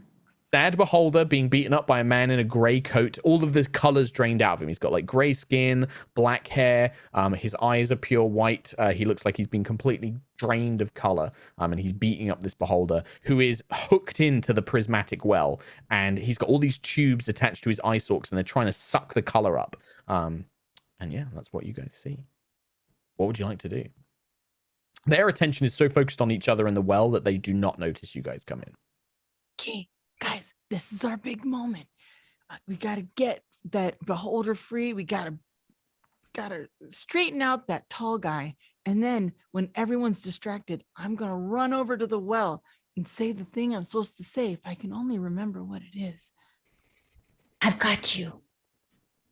I invoke the power of the prismatic well and restore the colors of harmony for all. Got it. Well, are we gonna knock Greyman out? Because he's being very mean, and I do not like that. Yeah, We should. I think we should. Yeah. This seems like a matter for my quarterstaff, which I pull off my back and do a cool martial arts pose as I spin it. I love it. Wait Go a on, Pup. minute. You're gonna hit the beholder? No. Just the No, tubes. the mean man, the one who is being mean to beholder, he needs to be hit. At least twice. Oh, at least. Wait a minute. Just trust me. And she takes out her bag of sand and throws it directly into his eyes. Into the beholder's eyes? No, into The guy grey who- man's eyes? I love it.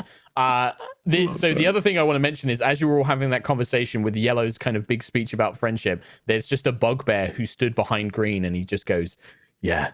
He agrees. Stood with Best you behind friends. you the whole time. Best friends. But yeah, so Purple, you rush into the room, and there is this moment where the Beholder and the Grey Man sort of like turn to look at you, and the Grey Man's like, "What's a nerd from Harmony doing?" And then you throw the back, me eyes! Ah! And he just like flails around. I am gonna roll a dexterity saving throw to see if he stumbles into the well itself, because it's like a stone ring and he's stood next to it, and he could easily kind of fall into it unless any of you guys want to do something. It looks like he's like stumbling around, and it looks like he could trusting easily Purple. fall. Okay. I'll do All right. anything. All right. I rolled a 3. So you watch as the Grey Man kind of like stumbles and he falls into the stone ring, and you just watch as Color watches. He's like, no! And he's like, arms are flailing, and you see as the different colors touch him, like parts of him become stone, parts of him become glass, parts of him become like emerald, parts of him become like all different like materials, like gold and silver and all of this stuff. It's like he's being afflicted by some sort of transmutation. And he's like, and he just freezes into place, this statue made of all these different materials melded into one. But the big Beholder looks, he's just like, oh, you don't know what you've done. He's gonna be so mad. I should stop you. You're gonna try and seal the well. I need the well. No, I gotta stop you. And you see his eyes beginning to kind of like pull 3 of the tubes as he looks towards you guys. What are you guys gonna do? Green goes, you don't have to work for him. He is now, as we can see, stoned. Not just that, I need the well. The well's the only way that I'm never gonna not feel sad anymore. I'm gonna You take don't need the true. well. Yeah, it is. I've tried everything. I've tried everything to feel happy and feel nice, but nothing works. I've tried it all. But Mr. Have you Greystone tried- said that this is all the joy and harmony. So if I Well- take it, I'll have joy. What about friends? Do you have friends? Oh, I don't have any friends. Nobody likes beholders. We're all like, people don't like us because we're really scary. What's your name, Beholder? Oh, my name's Emo.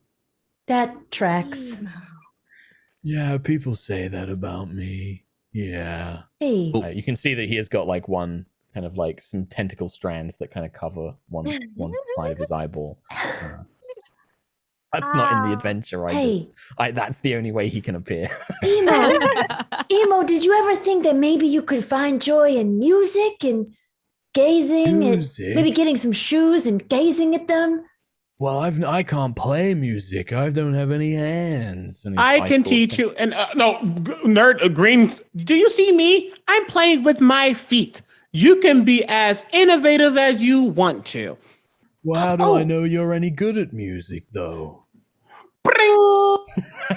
We have to behold one another. We have to be friends. We have to take care of each other together until the end. You can see the Beholder's like he's bobbing a little bit, but he's like, I don't know. I don't know about music.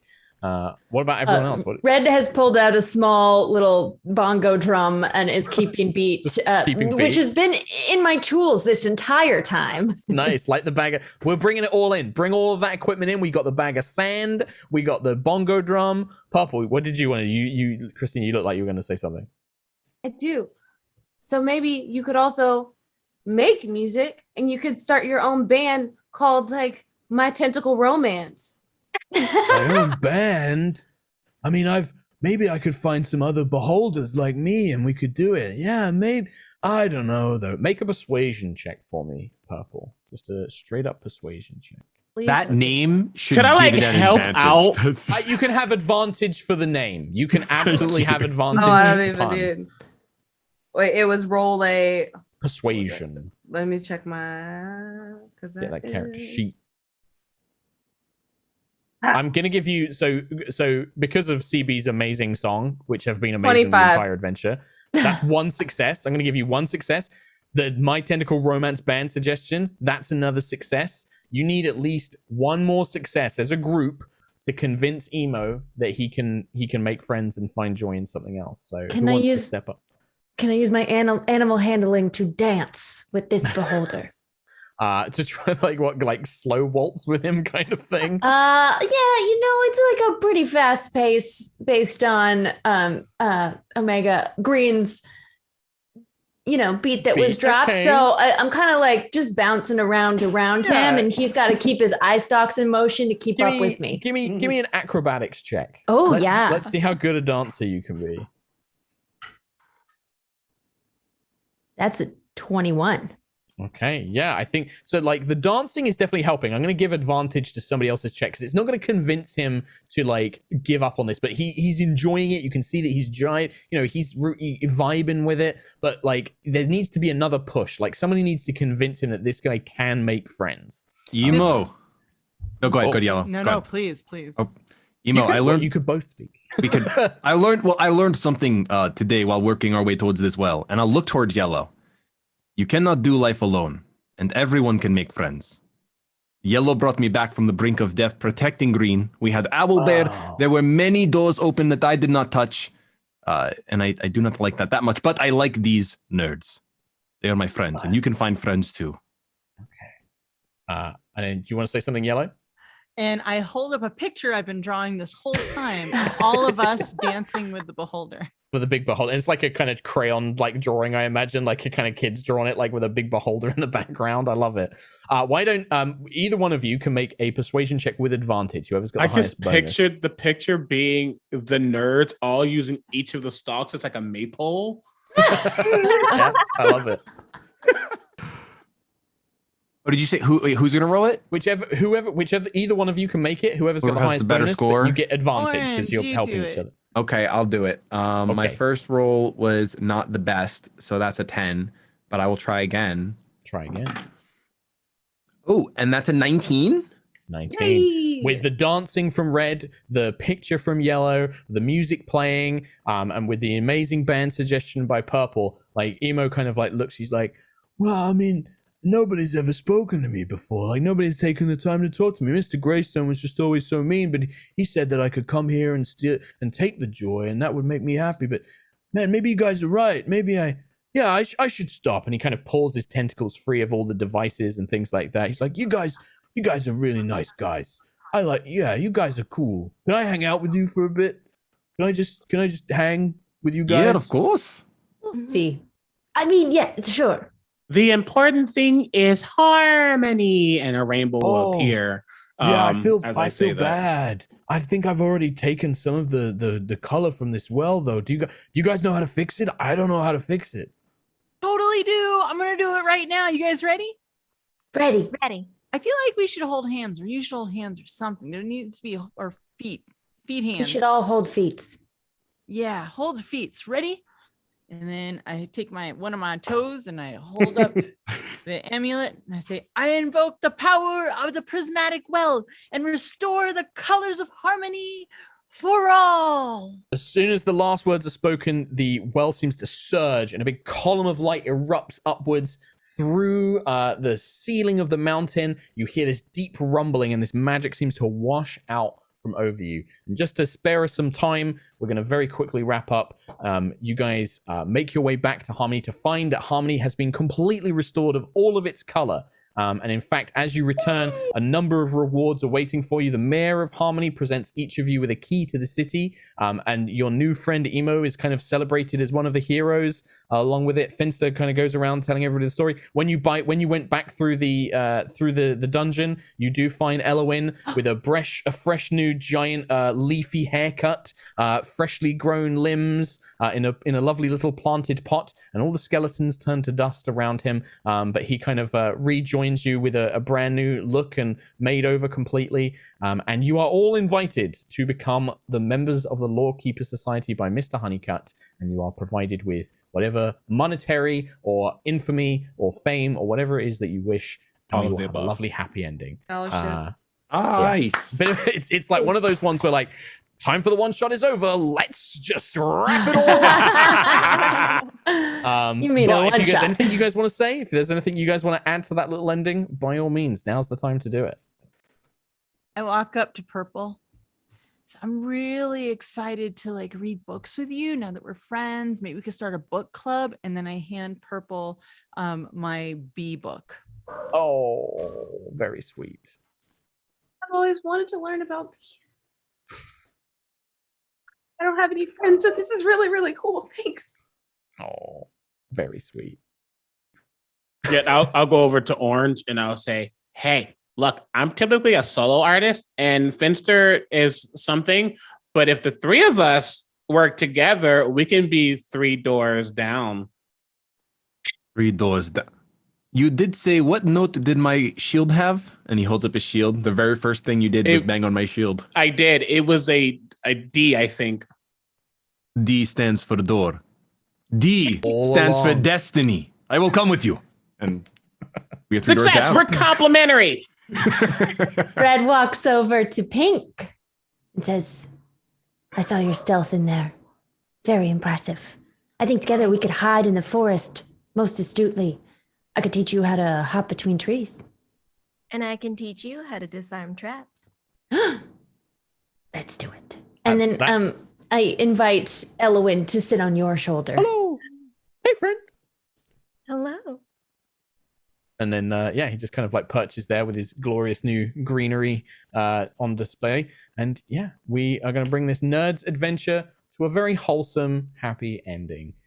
Thank you very much, everybody, for joining me for this little Nerds one-shot here at D&D. A quick shout-out to all of the fantastic players as well. We've got... I always do this because I want to make sure I get everyone's name right. We've got Satine Phoenix, Christina Ariel, Becca Scott, Omega Jones, aka Critical Bard, Erica, Fermina, and Jonathan Indovino, aka Shady Penguin. And I've been Mark Humes, your Dungeon Master. Thank you all. And thank you, Nerds and Wizards of the Coast, for arranging this lovely game. I hope you guys all had fun. Yes, it was a ton of We fun. did. I had a blast. It was Thank you. amazing. It's sometimes nice to just play these like sugary sweet wholesome adventures, right? Like I'm sure we all go through these like dark, like super dramatic adventures of like horrible things happening to our characters. So sometimes it's nice just to go into the realm of Saturday morning cartoons. Mhm. Yeah. It totally is. For sure. Thank you, Game Master. That Thank was you. amazing. Yes, thank you, Mark, as Well done, always. Mark. So much. Fun. Amazing. very Worth much. the wait, Mark.